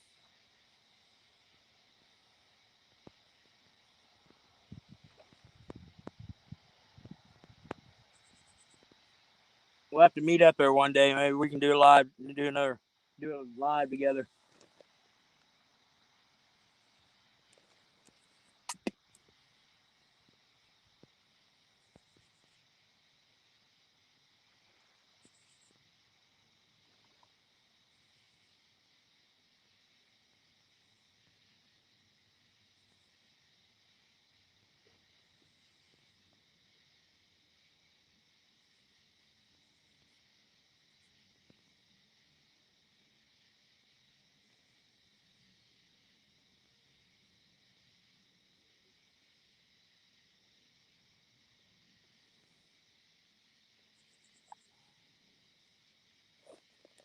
Josh, I don't know if you're still in here, but did any of this rain bring Crab Orchard up any, or is it still down?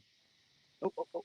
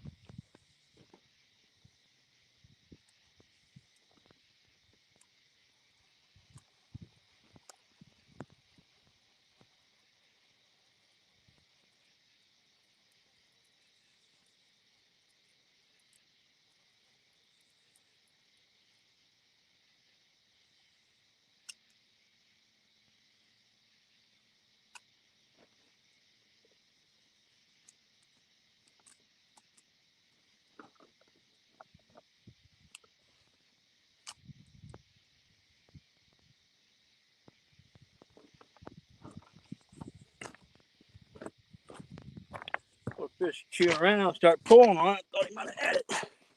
Cut the line back out and see if we'll come back for it.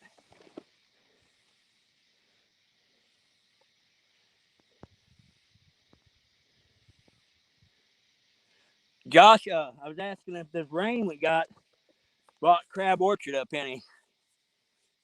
I know we and you've been trying to plan a trip together over there.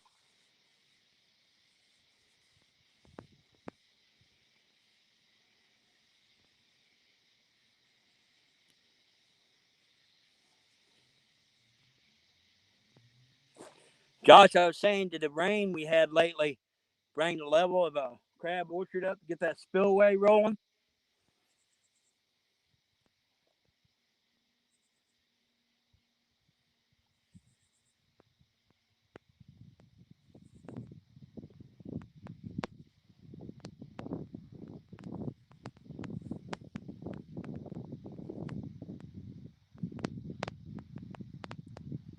Oh, wow.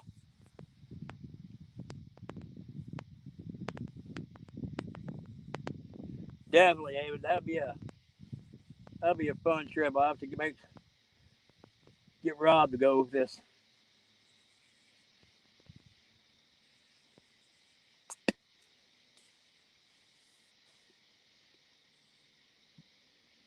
I'm gonna try to get a trip into the Missouri River with my nephew Jeremy that's in here. He's the other half of the Park and Pursuits team. And me and Jeremy try to do some fishing on the Missouri River.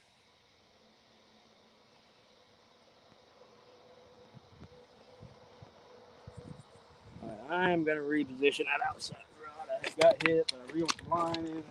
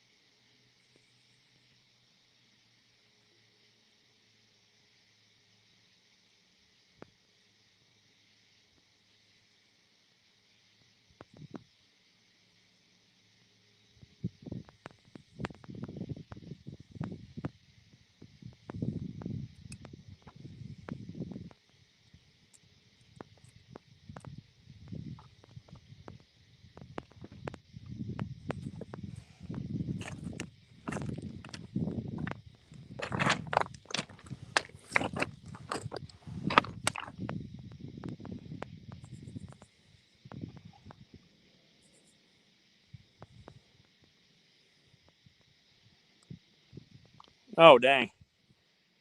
Yeah, so it's going to be some tough fishing.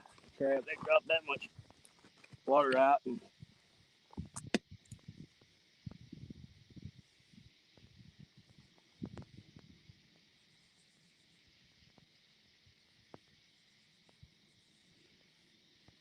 still might get over there and try to do some crappie fishing. What's going on, Rob? I was wondering when you was going to come in, buddy.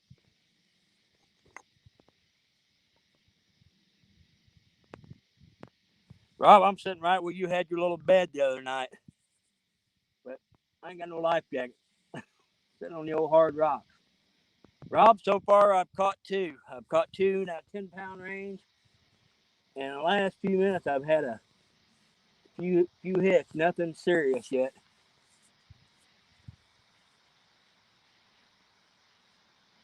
What's going on, Brandon? Outdoor Adventures? I don't think I've seen you before. Welcome in, man. I appreciate you coming in.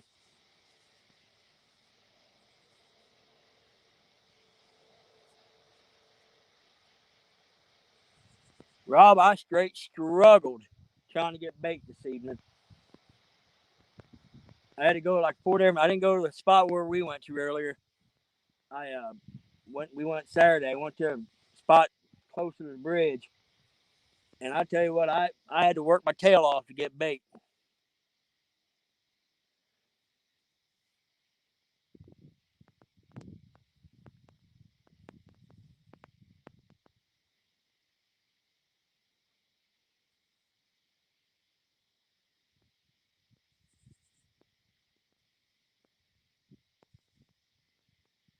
In a bit, I'm gonna check that sucker rod because it got hit pretty couple times, pretty good, and it hadn't came back. So I don't know if it may have got the bait off or not. It's hard on these bigger pieces of bait, especially these circle hooks. It's hard. It is hard for the fish to knock them off, but they can do it. Especially them little guys. They'll get on there and just start grabbing, just start twisting. Pop it off. Michael Williams, how we doing? I hope so too, Michael. Except we've got a couple of fun sizers so far, but the big ones have not cooperated yet.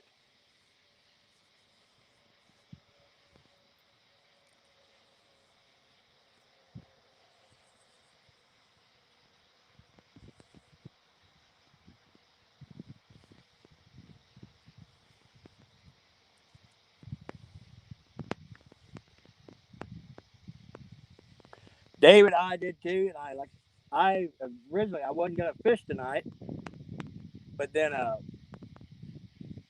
I constantly check the river level, and it actually started coming up a little bit yesterday, and I was like, "Yep, I gotta hit the river. It's on a rise."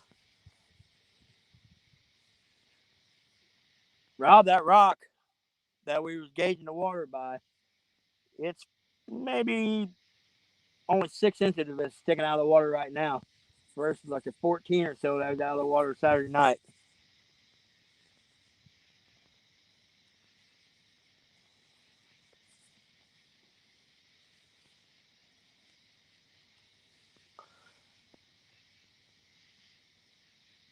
He says, "HS Outdoors and Rob said, I bet you forgot my name." Well, here's the deal with that, Heath. Rob is getting old, old and senile, and he tends to forget a lot.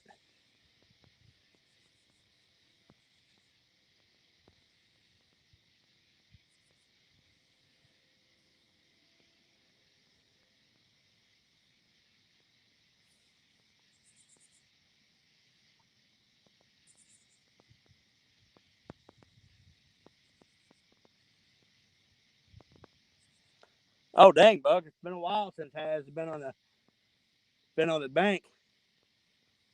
I tell you what, he has an amazing fishery up there. It's definitely on my to-do list to go get up there. Yeah, Buck. Seem like I don't seem like I ever catch like real super high numbers here, but it's usually decent fish.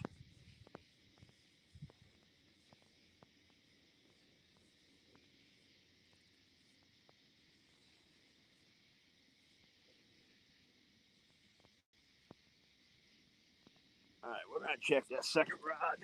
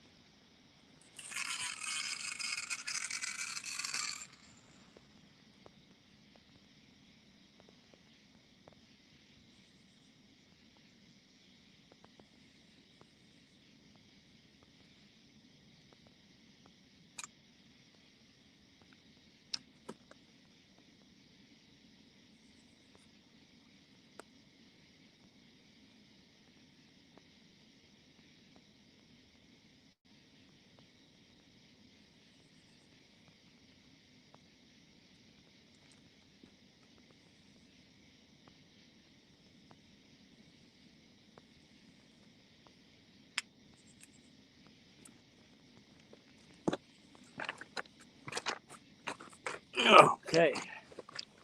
Fresh bait out. What's going on, James?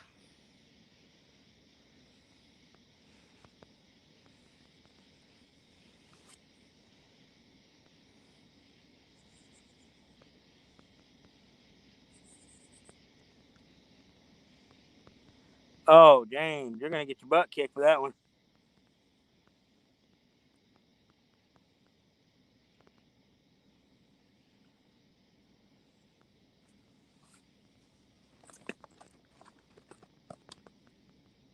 James, so far we've got 2 fun sizers. Dale, how you doing, buddy? And I've had a few hits here in the last 20 minutes or so. Nothing serious though. Just all this kind of stuff tapping around on it.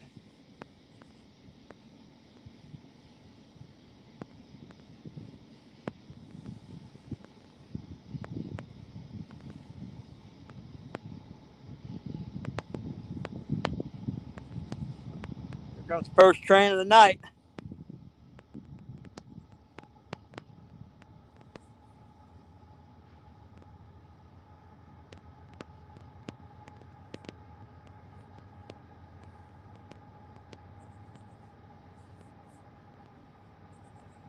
It's about your bedtime, Rob. Yeah, I kind of figured it's getting close.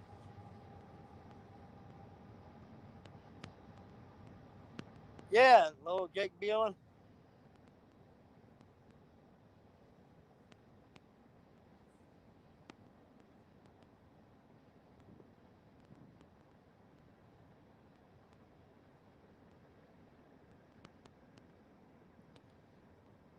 Josh, Rob's getting, he's getting old.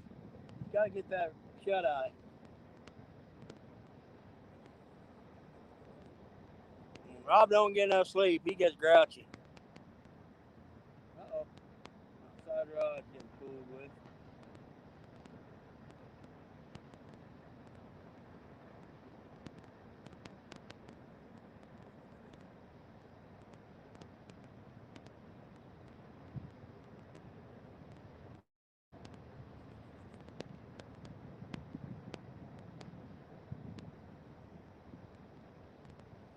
Got you, James.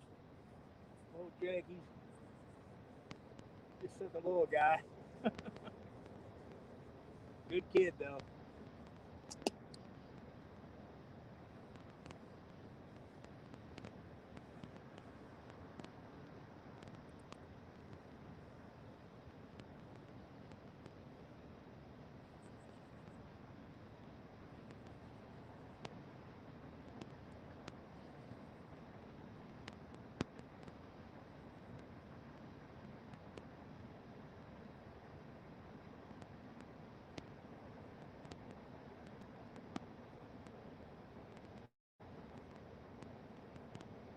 Oh, another rod just got popped when I just threw out. Something popped a little bit. We're getting hits. Just they're not committing to it.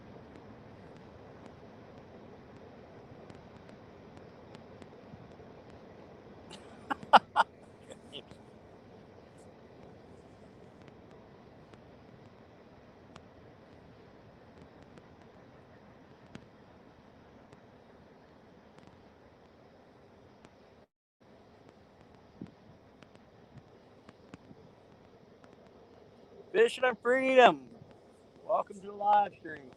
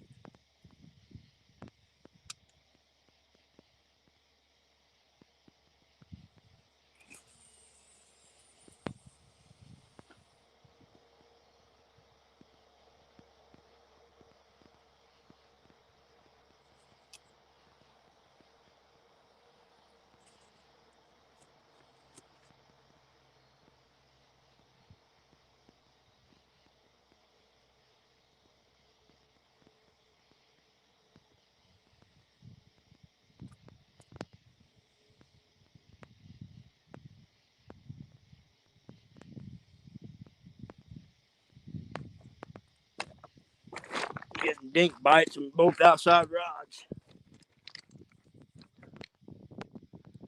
Jason Lamb, how we doing? Haven't seen you in a bit. Been doing all right?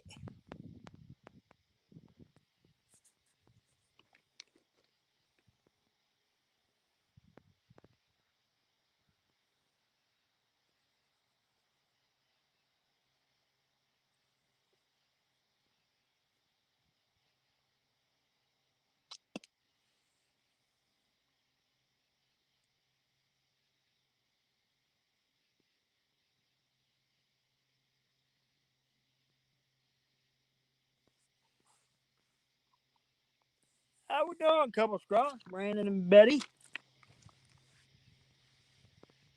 So far, we've got two fun sizers about, well, probably both of them about 10 pounds. I've been getting a few hits, but nothing serious.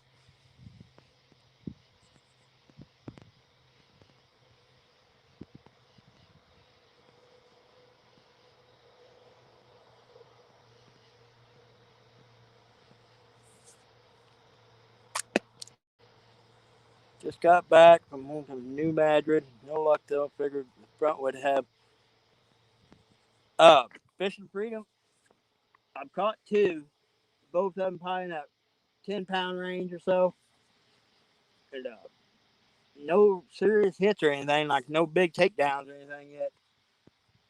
I thought the same thing. So the river's actually coming up a little bit. And I figured these guys would be on the tournament, turned up, hitting good. Kentucky Redneck Outdoors, how we doing? Man, Fish Freedom, you're not that far from me. Maybe one of these days we'll have to try to plan a trip together.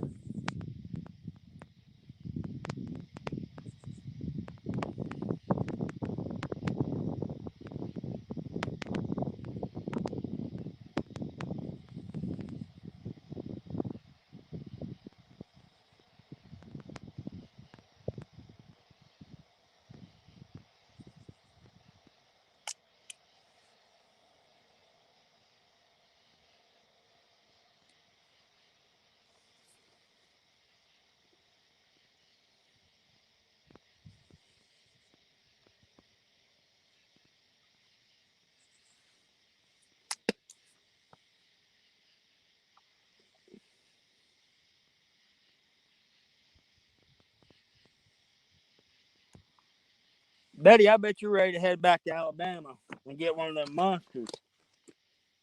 And Betty and Brandon, Chad, and D Fields were down there not too long ago, and Betty absolutely destroyed her PB with an 80-pound blue. And I believe Brandon broke his well. I think it was like a 58 or something. They had just a absolutely phenomenal trip.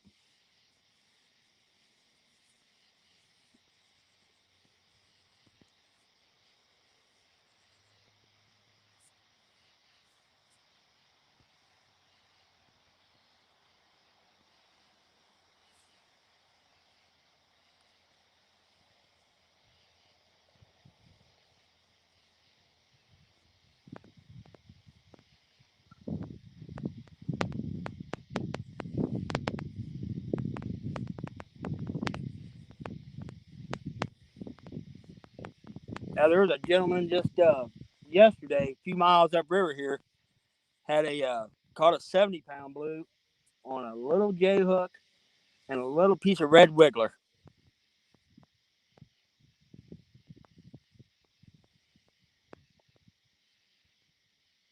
Oh, Pontoon Joe, yes she does. Betty is the crappie queen.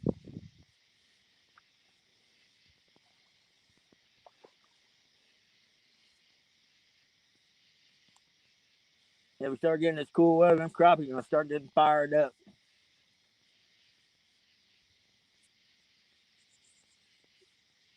Docker, he's been getting on him. James Docker, he's been getting on him.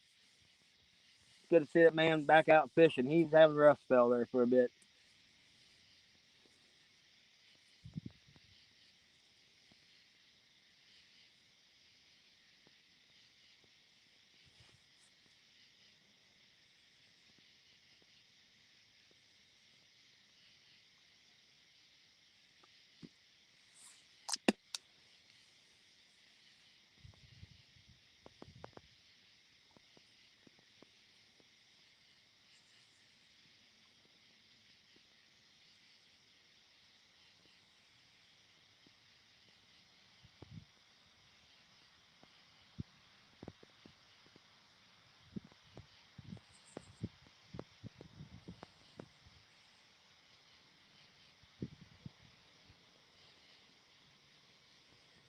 Well, folks, it is a absolutely beautiful, beautiful night. Can't beat this temperature.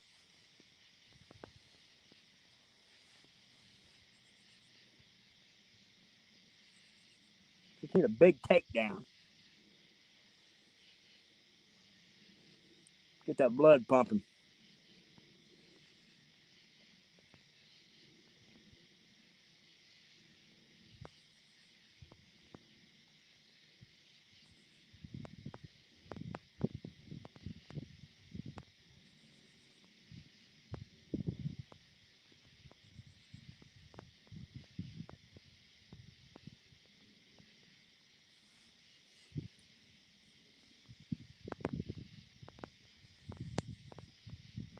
Reef Robber, how are we doing? Thanks for coming in.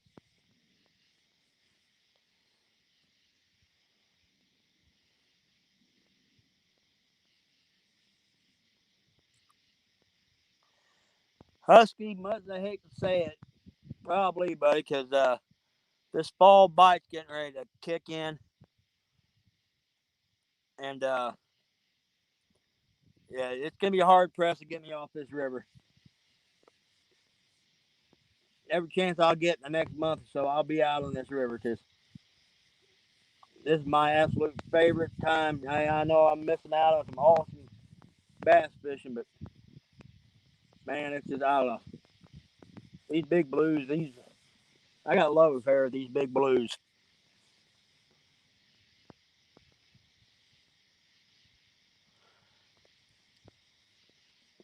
Pontoon Jody, oh my goodness, you have got to eat some get you some crappie. Oh, it is amazing.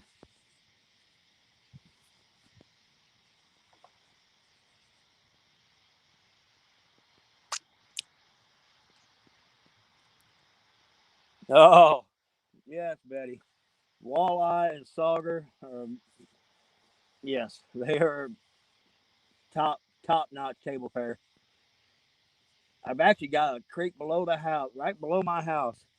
It's got a pretty good population of walleye. Nothing big, but about perfect eating size.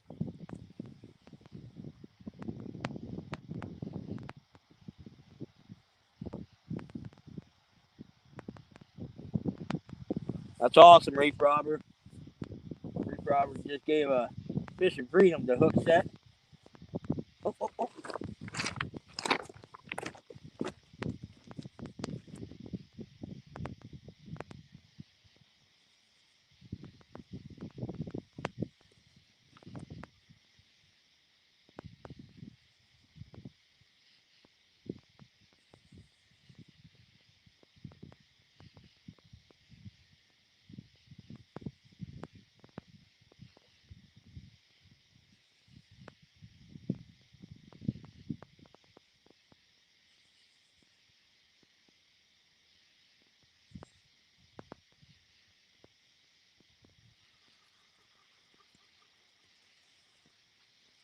There we go.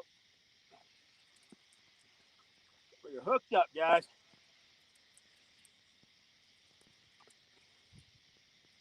Boy, you hit it a few times pretty decent, and all of a sudden just got a ton of slack in my line.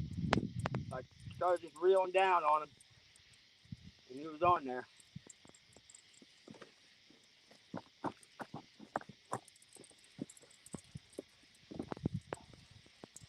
I think just a little guy.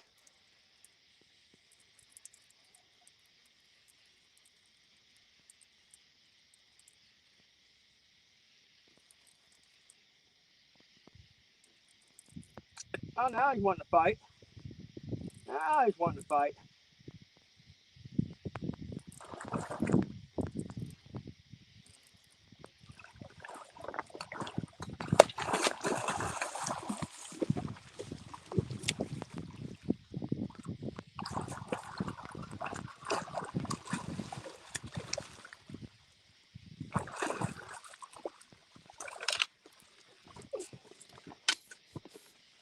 Hey, you're playing possum on me.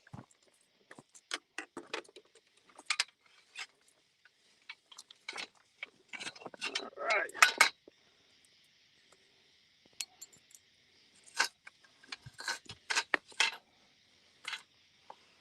All right, guys, here we go. I can never get this camera thing down. There we go. So, another fun Saturday, a little bit bigger fish. We'll go ahead and weigh him. Yeah, he's no giant by no means, but kind of curious what the weight is, and we'll dig the scale out and see what we got here.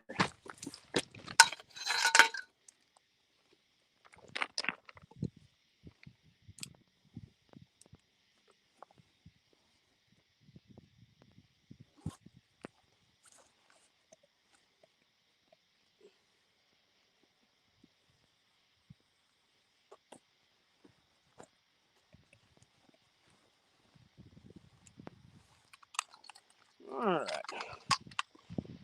Turn her on.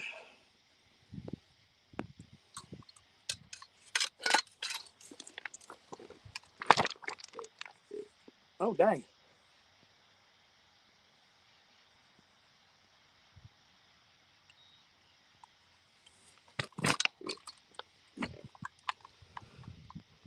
£19. A little better fish than I thought he was. So.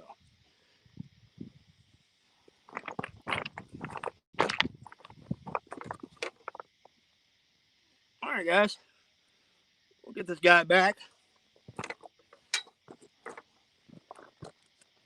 All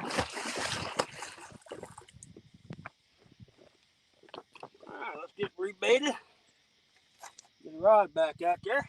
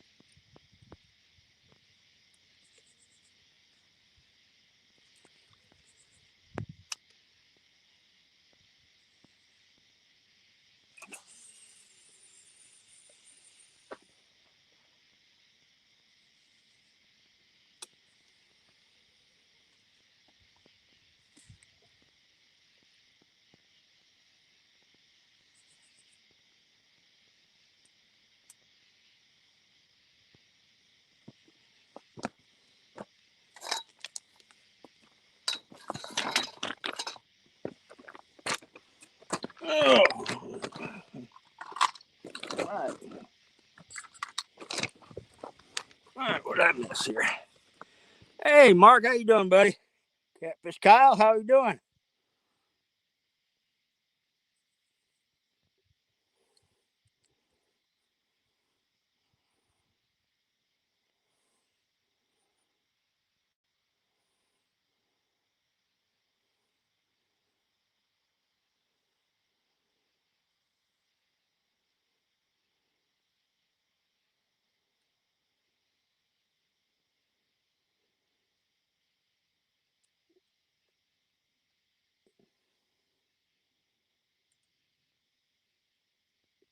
Mark, I'm gonna tell you what, buddy. You catch a crappie bite down this way.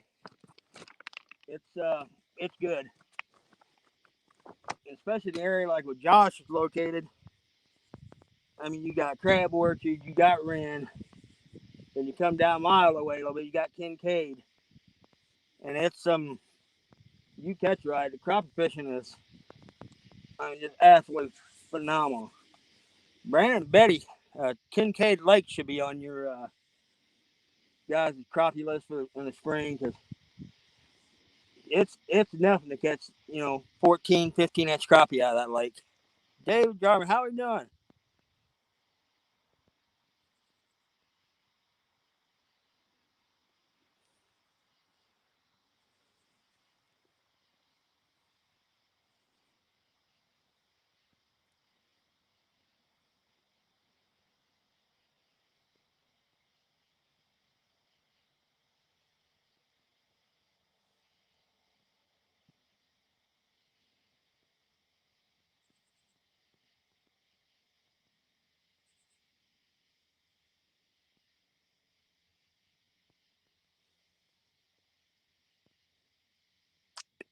Kyle, how are you doing?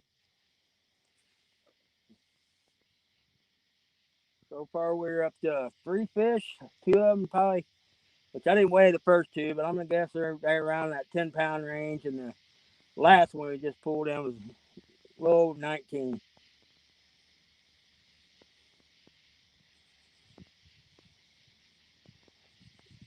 Yeah, that fish hit twice, and then I just got a ton of slack in my line, and reeled down on him, and he was on.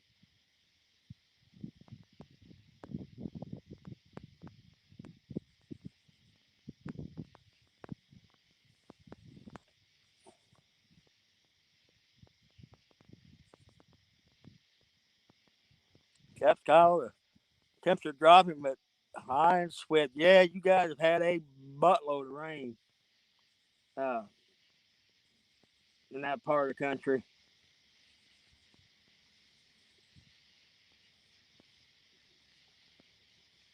Yeah, it rained here all day yesterday.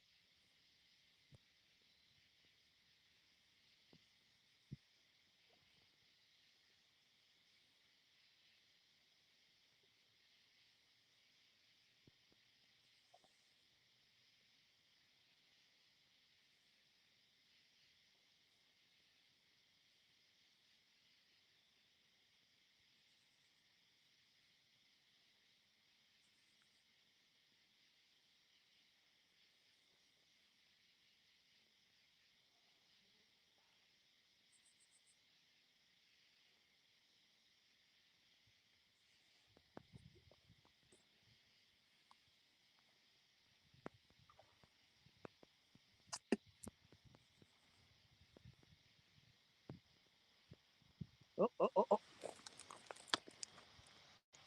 Come on now.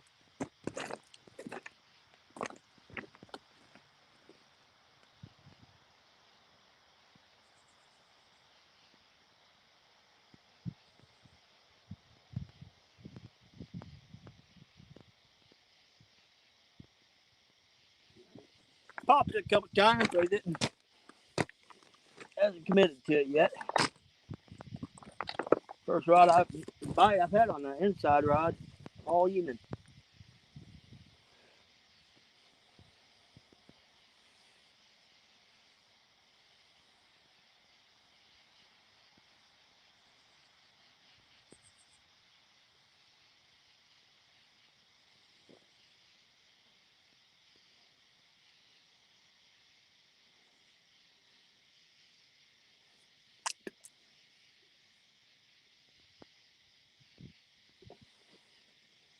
Reef Rowlett, yeah, same here. This is my favorite way to unwind right here after a long, hard day.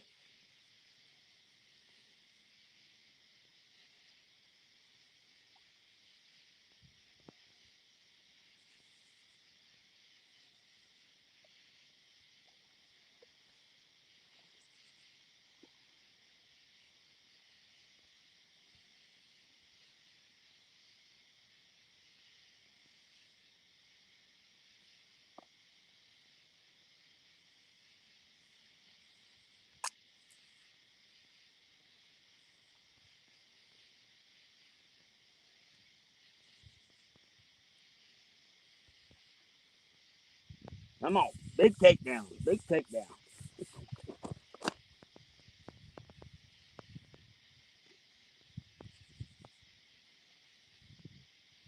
Yeah, the last fish, I actually caught him on a chunk of a grass carp. Brian B. finished for the week. Oh my goodness. Heck yeah. Well, I can imagine what you're going to be doing the next few days.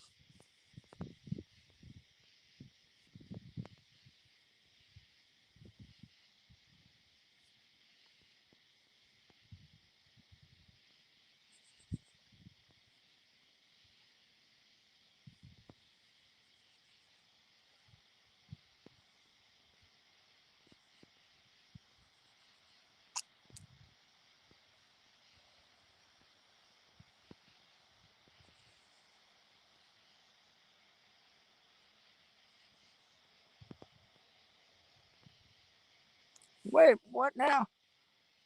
Mark's trying to get Coco away. What did I miss here?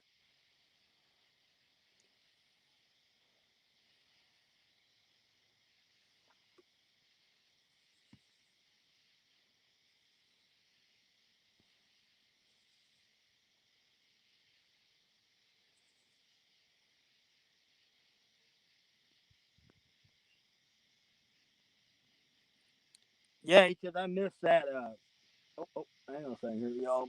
We get the hit here.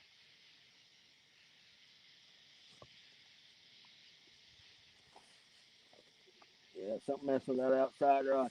Yeah, I've gotten in on Egypt in early spring, and it is. Yeah, that place is a bass factory. That and it's usually killer for crappie.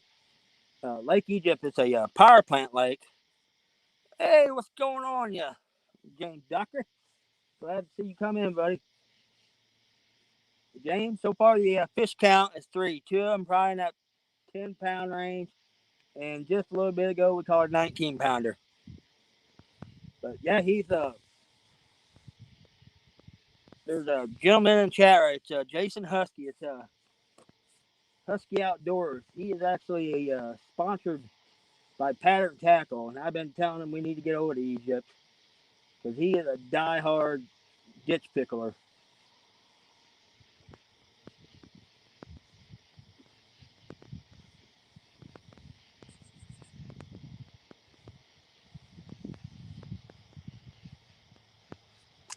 The bad thing about it, Lake Egypt. Now, Brown Trout. Hey, how you doing? Uh,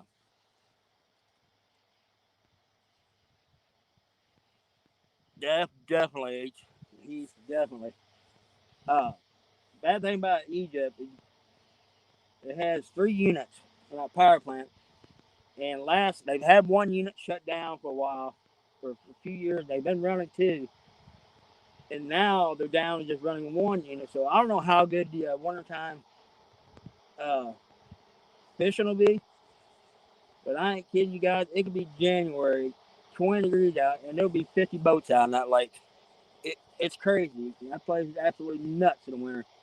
So it's like the only open water around, and people just piled out of that lake in the winter for crappie and bass.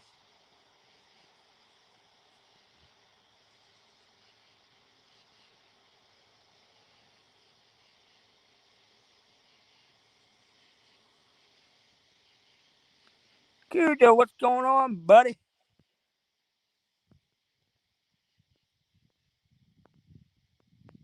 Holy crap, Josh! I didn't get over it all this past winter, Josh, and dang that, yeah.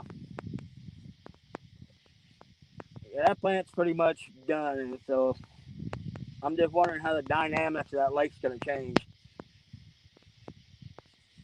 Cujo, you're just coming in, buddy. So far, we've got two in that 10-pound range, and just a little bit ago, we caught a 19.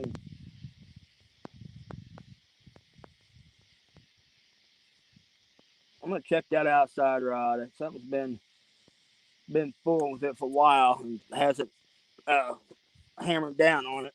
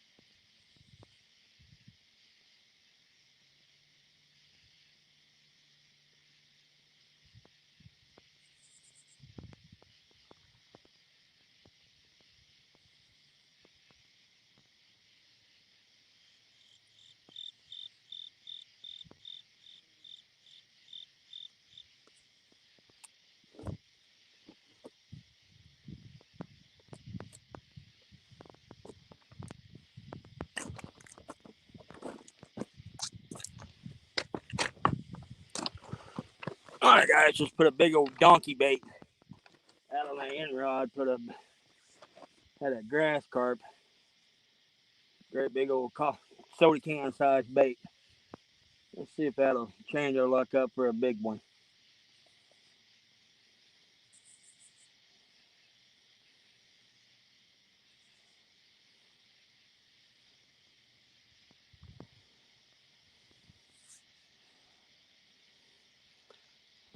That is right, Mark.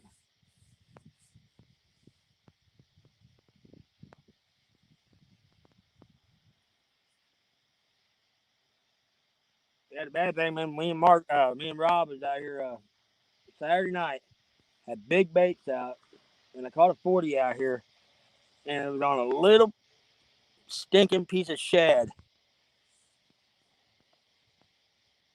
But the water was dropping, so pretty fast, so those fish were probably stressed a little bit. And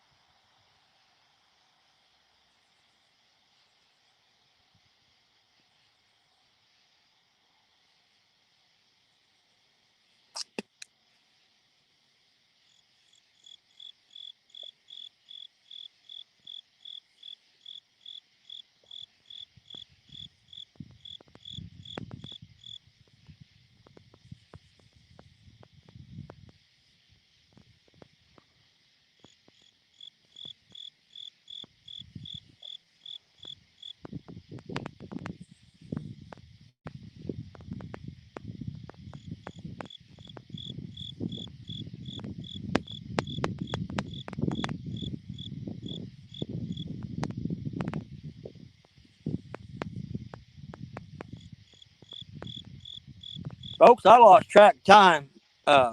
Was when I set up out here. Somebody want to shoot me any time?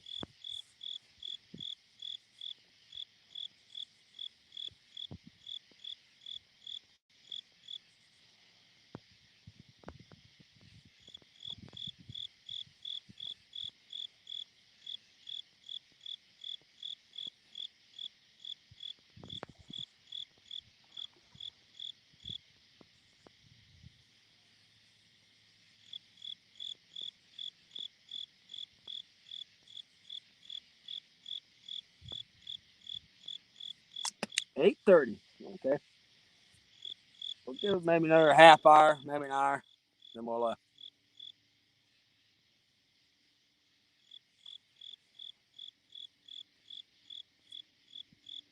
can't stay out too late. Got work tomorrow, and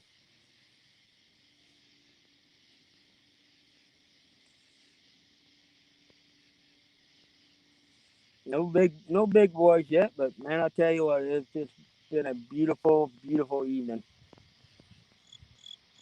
It's probably dropped down in the low 60s now, and it's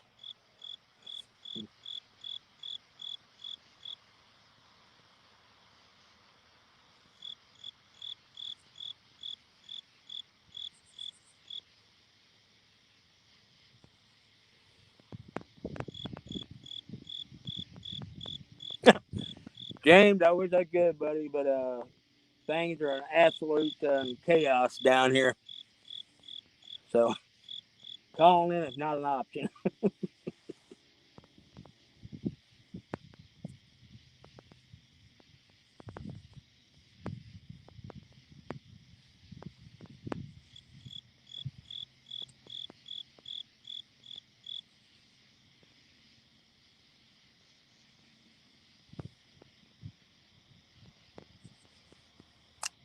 11:34 in Tasmania. Well, guys, that's the awesome thing about these lives. You get folks from all over the world. Kind of thing. It's kind of I don't know. It's I've been doing these things for a little bit in these lives now, but it absolutely blows my mind to see where some of these folks are from. It's just amazing.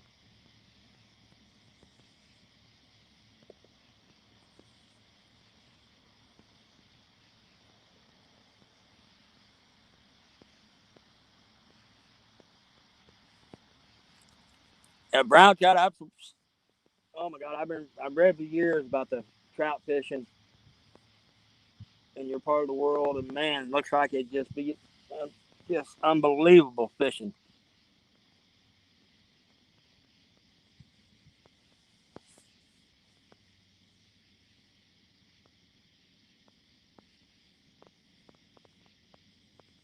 All right, let's rebait that Miller rod, and reposition it back out.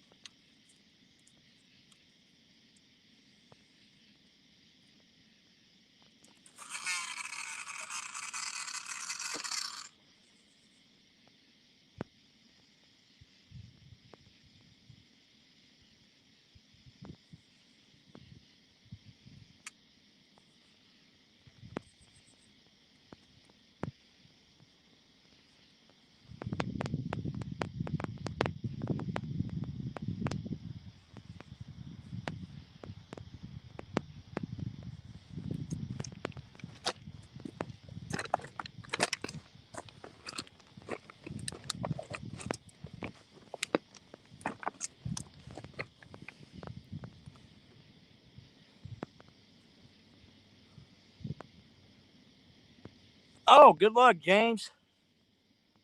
Heck yeah. Hopefully James will be posting some pictures tomorrow. Get on some good fish. No Docker, he is a crappie slaying fool.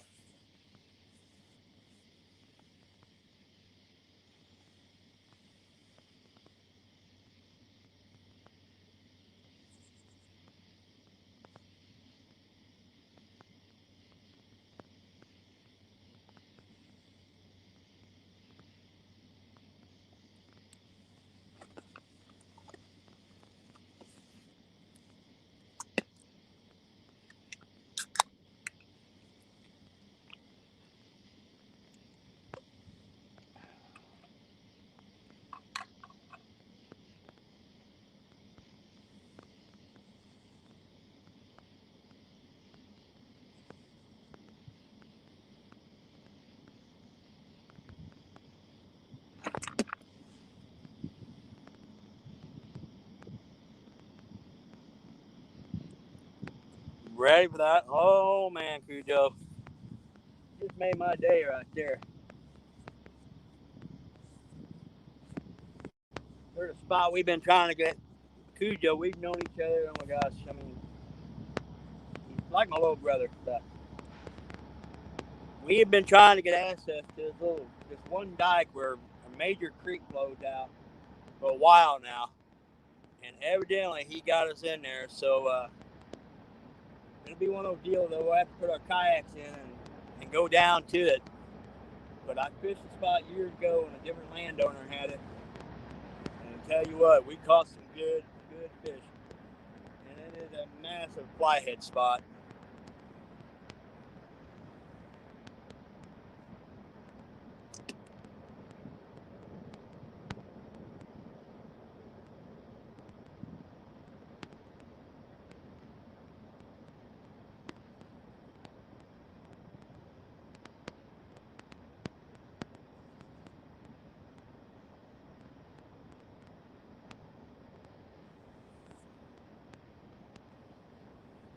Can't go without me. James, we'll see what we can do, buddy. We'll see what we can do.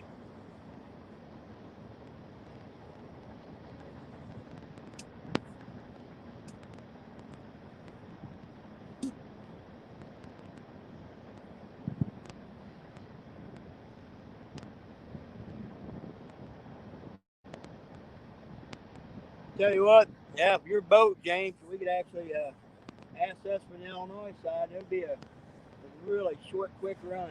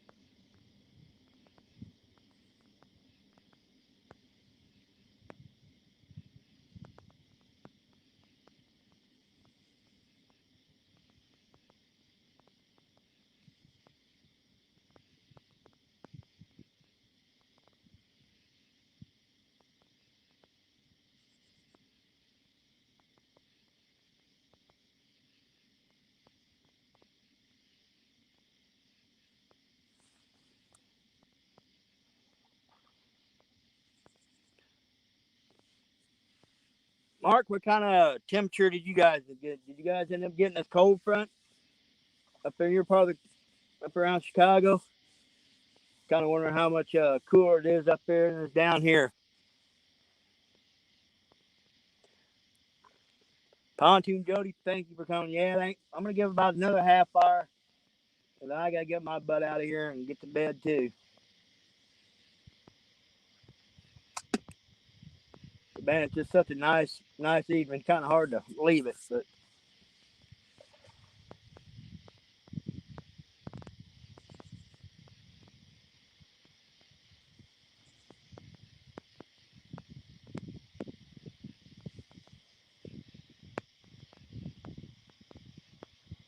58, man.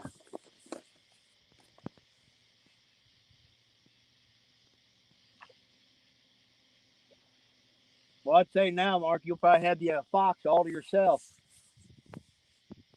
Time to get after them flatheads before it gets too cool up there.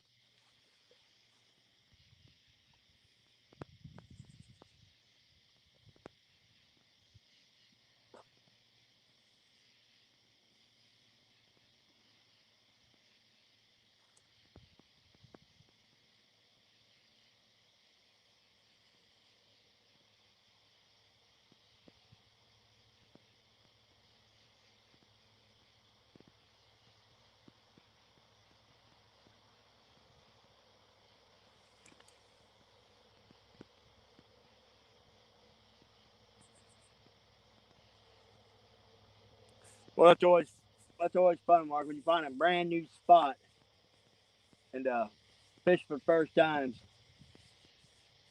Because no matter what, you always got high expectations. I'm actually this weekend I'm gonna go try a new spot. And I'm hoping I got signal so I can live stream. Not I'll just video, but I found a spot. It's gonna be a bit of a hike in, but I'm hoping it'll be worth it.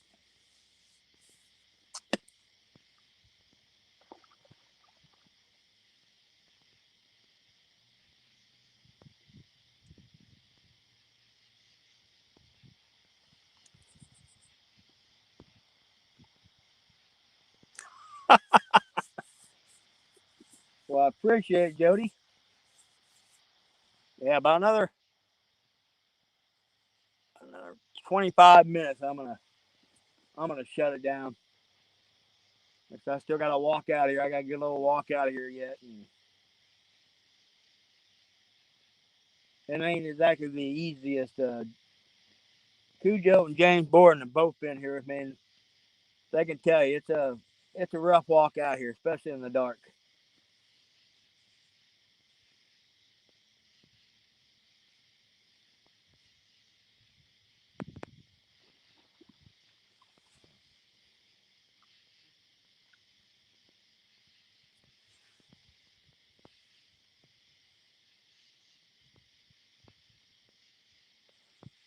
Well, that's a plus, Mark. You already know what place produces, so heck yeah.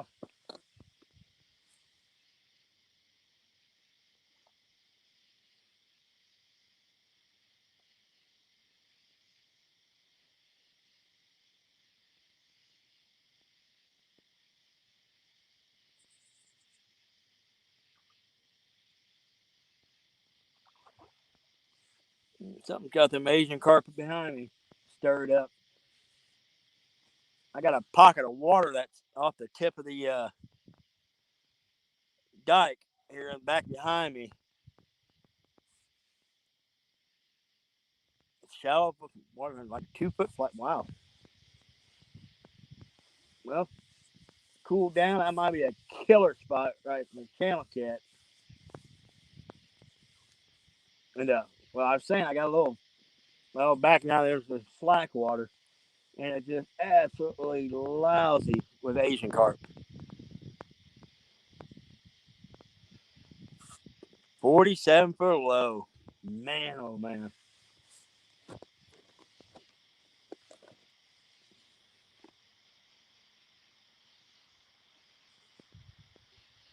Well, guys, this summer just went by entirely too fast.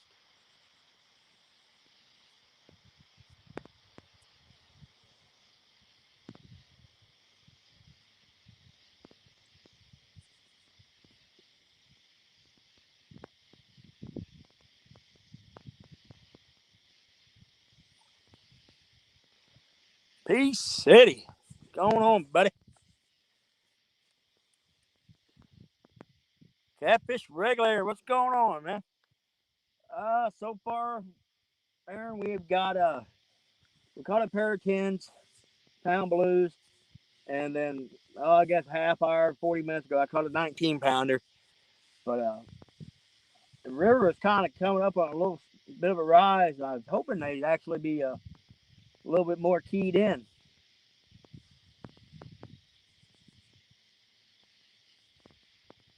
And none of the hits I've had tonight have been real aggressive. They've just been kind of just chewing around on the baits, not like the last couple times, but where they just absolutely just smash the baits when they hit it.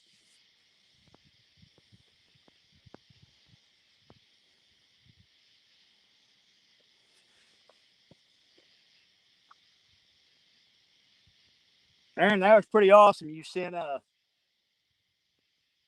Epic a new rod after he lost his to the depth of that massive fish. I've got one Mad Cat in my arsenal. That's my end rod, and I absolutely love that rod. My other two rods are ugly sticks, and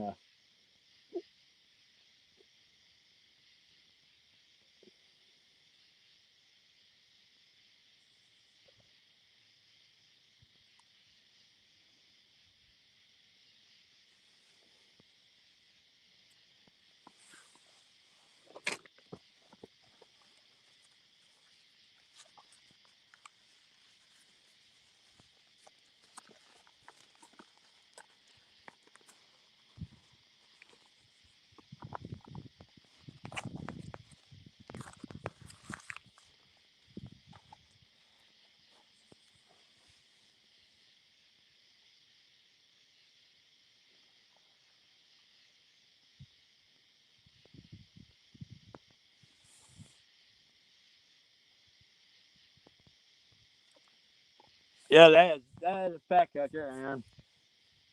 Epic is definitely one of the most technical guys in our catfish community. If any of you guys, uh, oh, Enrod just got popped. Need help with stuff? Just check out Epic's videos. I mean, he's got a wide variety. He's really good about breaking down how he does stuff. Something keeps chewing on that end rod. I got a big old donkey bait out on that end rod. That is, yeah, definitely, man. If anybody can give it a test, it'll be Tim. Yeah, I've got that big old donkey bait out there in the end. Something's kind of little guy must be chewing around on it.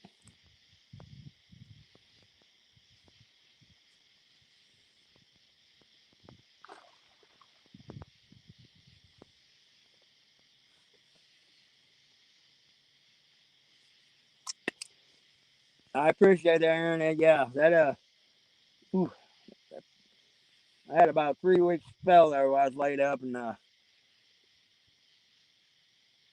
was rough.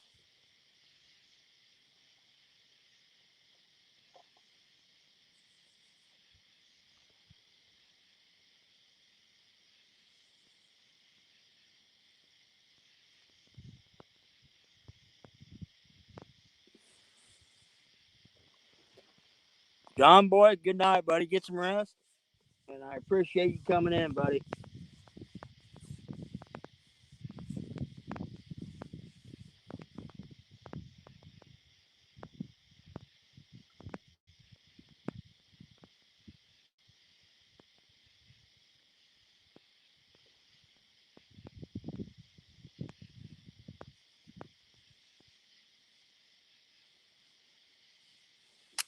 Peace City, get to sleep too, buddy. Thanks for coming in. Yeah, like I said, here about another 20 minutes, I'm gonna pack up and get out of here. I'm keep messing with that end rod. I keep hoping to take it down.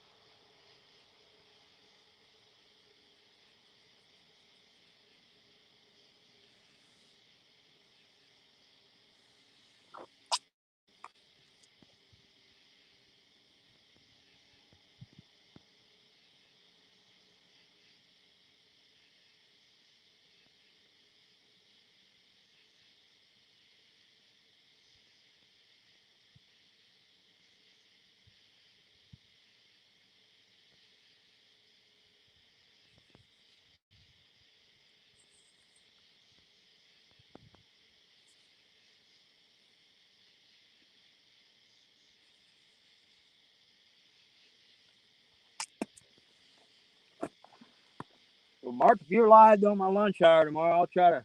If you end up going live, I'll try to definitely come in and watch, check it out. Anxious to see how you do in that new spot.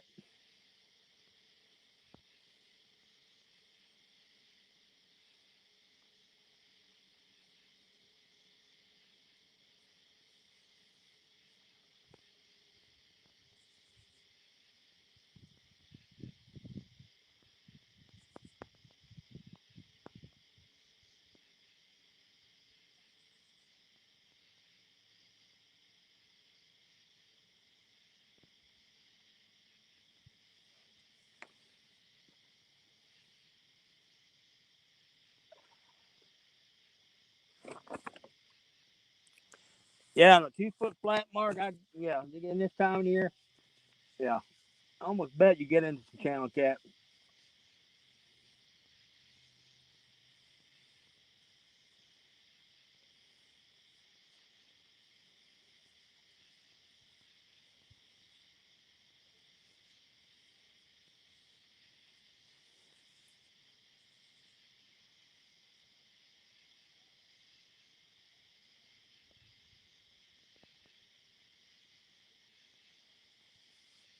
Oh, that's for sure, Mark. You never know, especially this time of year. The water temperature starts cooling, and flathead don't start getting up in that shallow water, and you never know.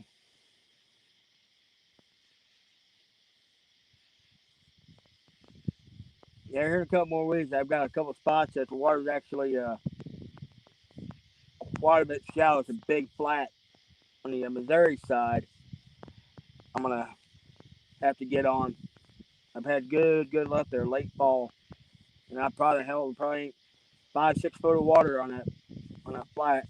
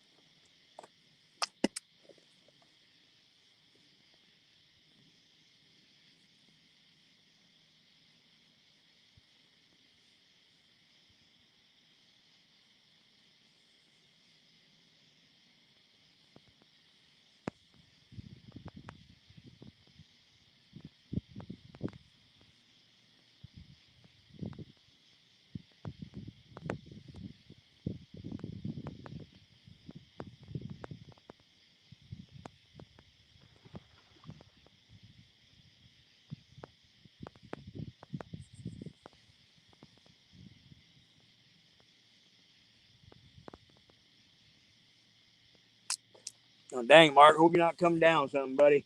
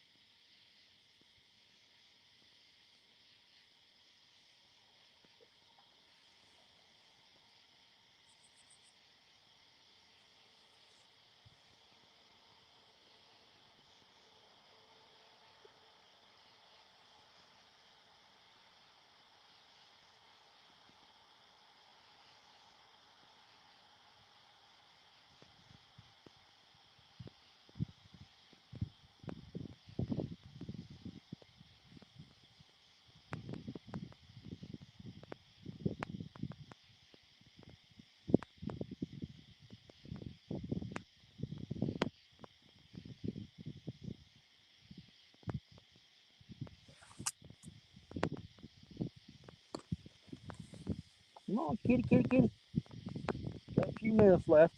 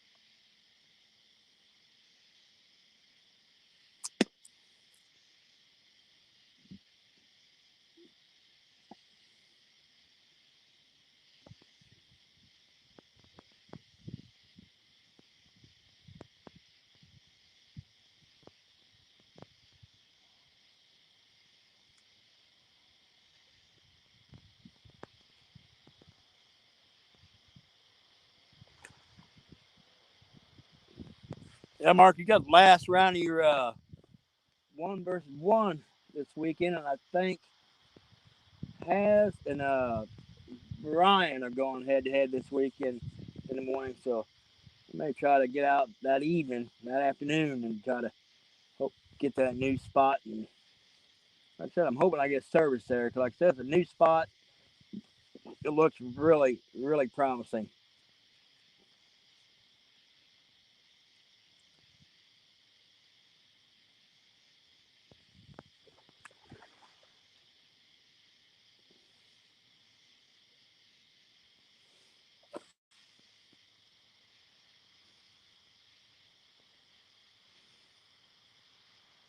Brian B versus Creole.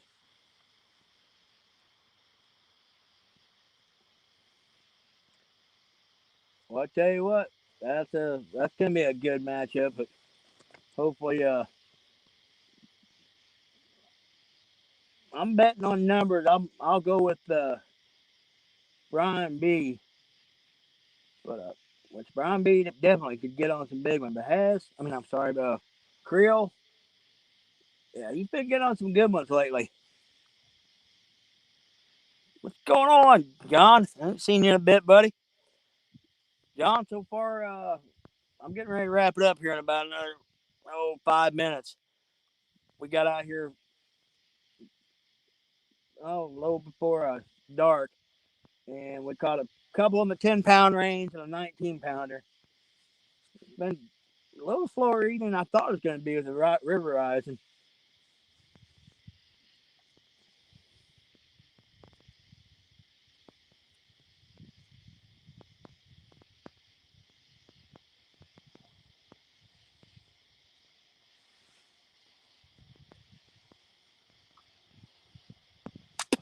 What's going on, Chris?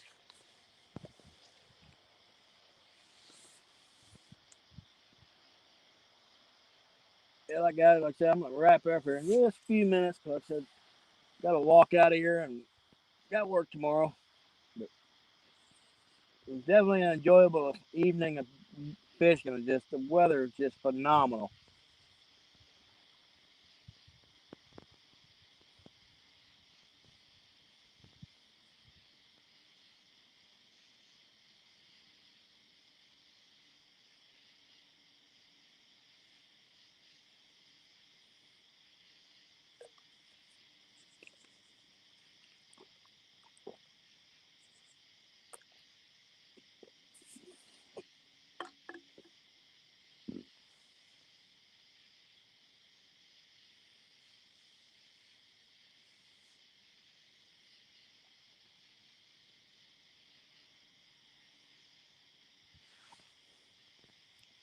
What's going on, Roger?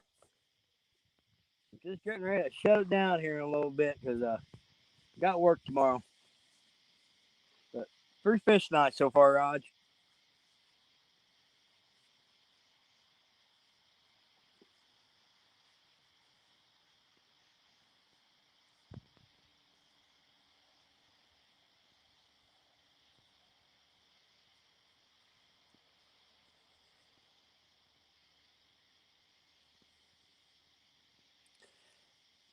Roger, like I said, it's been.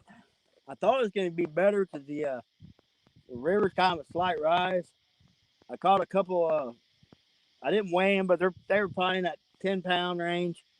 And then, I guess about an hour or so ago, caught a 19-pounder. But it's been bite's actually been a lot slower than I thought it was going to be because the river had went down like really, really low. When me and Rob and Mo Creek came out Saturday night, and we fished a good portion of the night. We only ended up with like 3 fish. Rob caught a flyhead about 7 pounds, and I caught a little bitty old dink blue. Well, foul hooked him, and then right when we were getting ready to shut down shop, we ended up with a 40. Mark, thanks for coming in, buddy. Like I am set up on the end of a wing dike in the Mississippi River.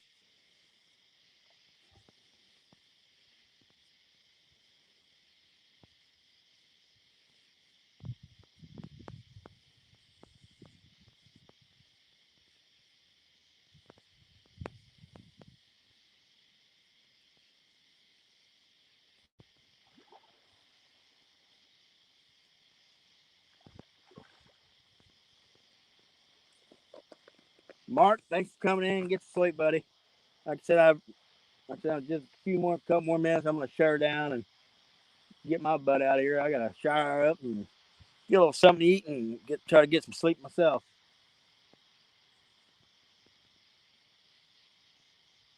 Kind of hard to leave, and I mean, it's just beautiful out here tonight, and it's just temperature is like perfect,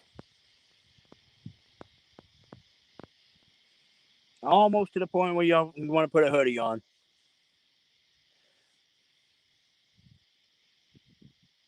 David, heck yeah, I appreciate you staying in here, buddy. James, you get to sleep too, buddy. Don't work too hard up here and be careful.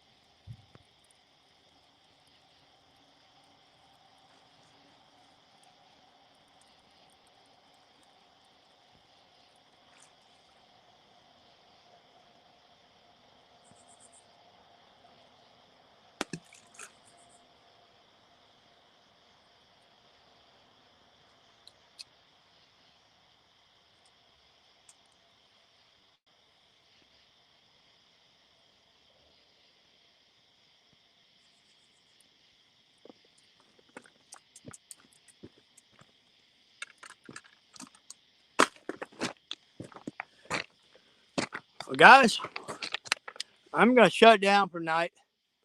I greatly appreciate you guys coming in and watching the rods with me. And I'm going to try a new spot this weekend. Hey, Outdoors Chris Garcia. Man, you just came in right at the end. I'm shutting it down. We ended up with 3 fish for the night, 2 in the 10s, and a 19 pounder. So, like I said, guys, I greatly appreciate you guys coming in and everyone that has subscribed to the channel. And we got a pretty good video coming up. So, but guys, you have a good one, and you everybody be careful out there.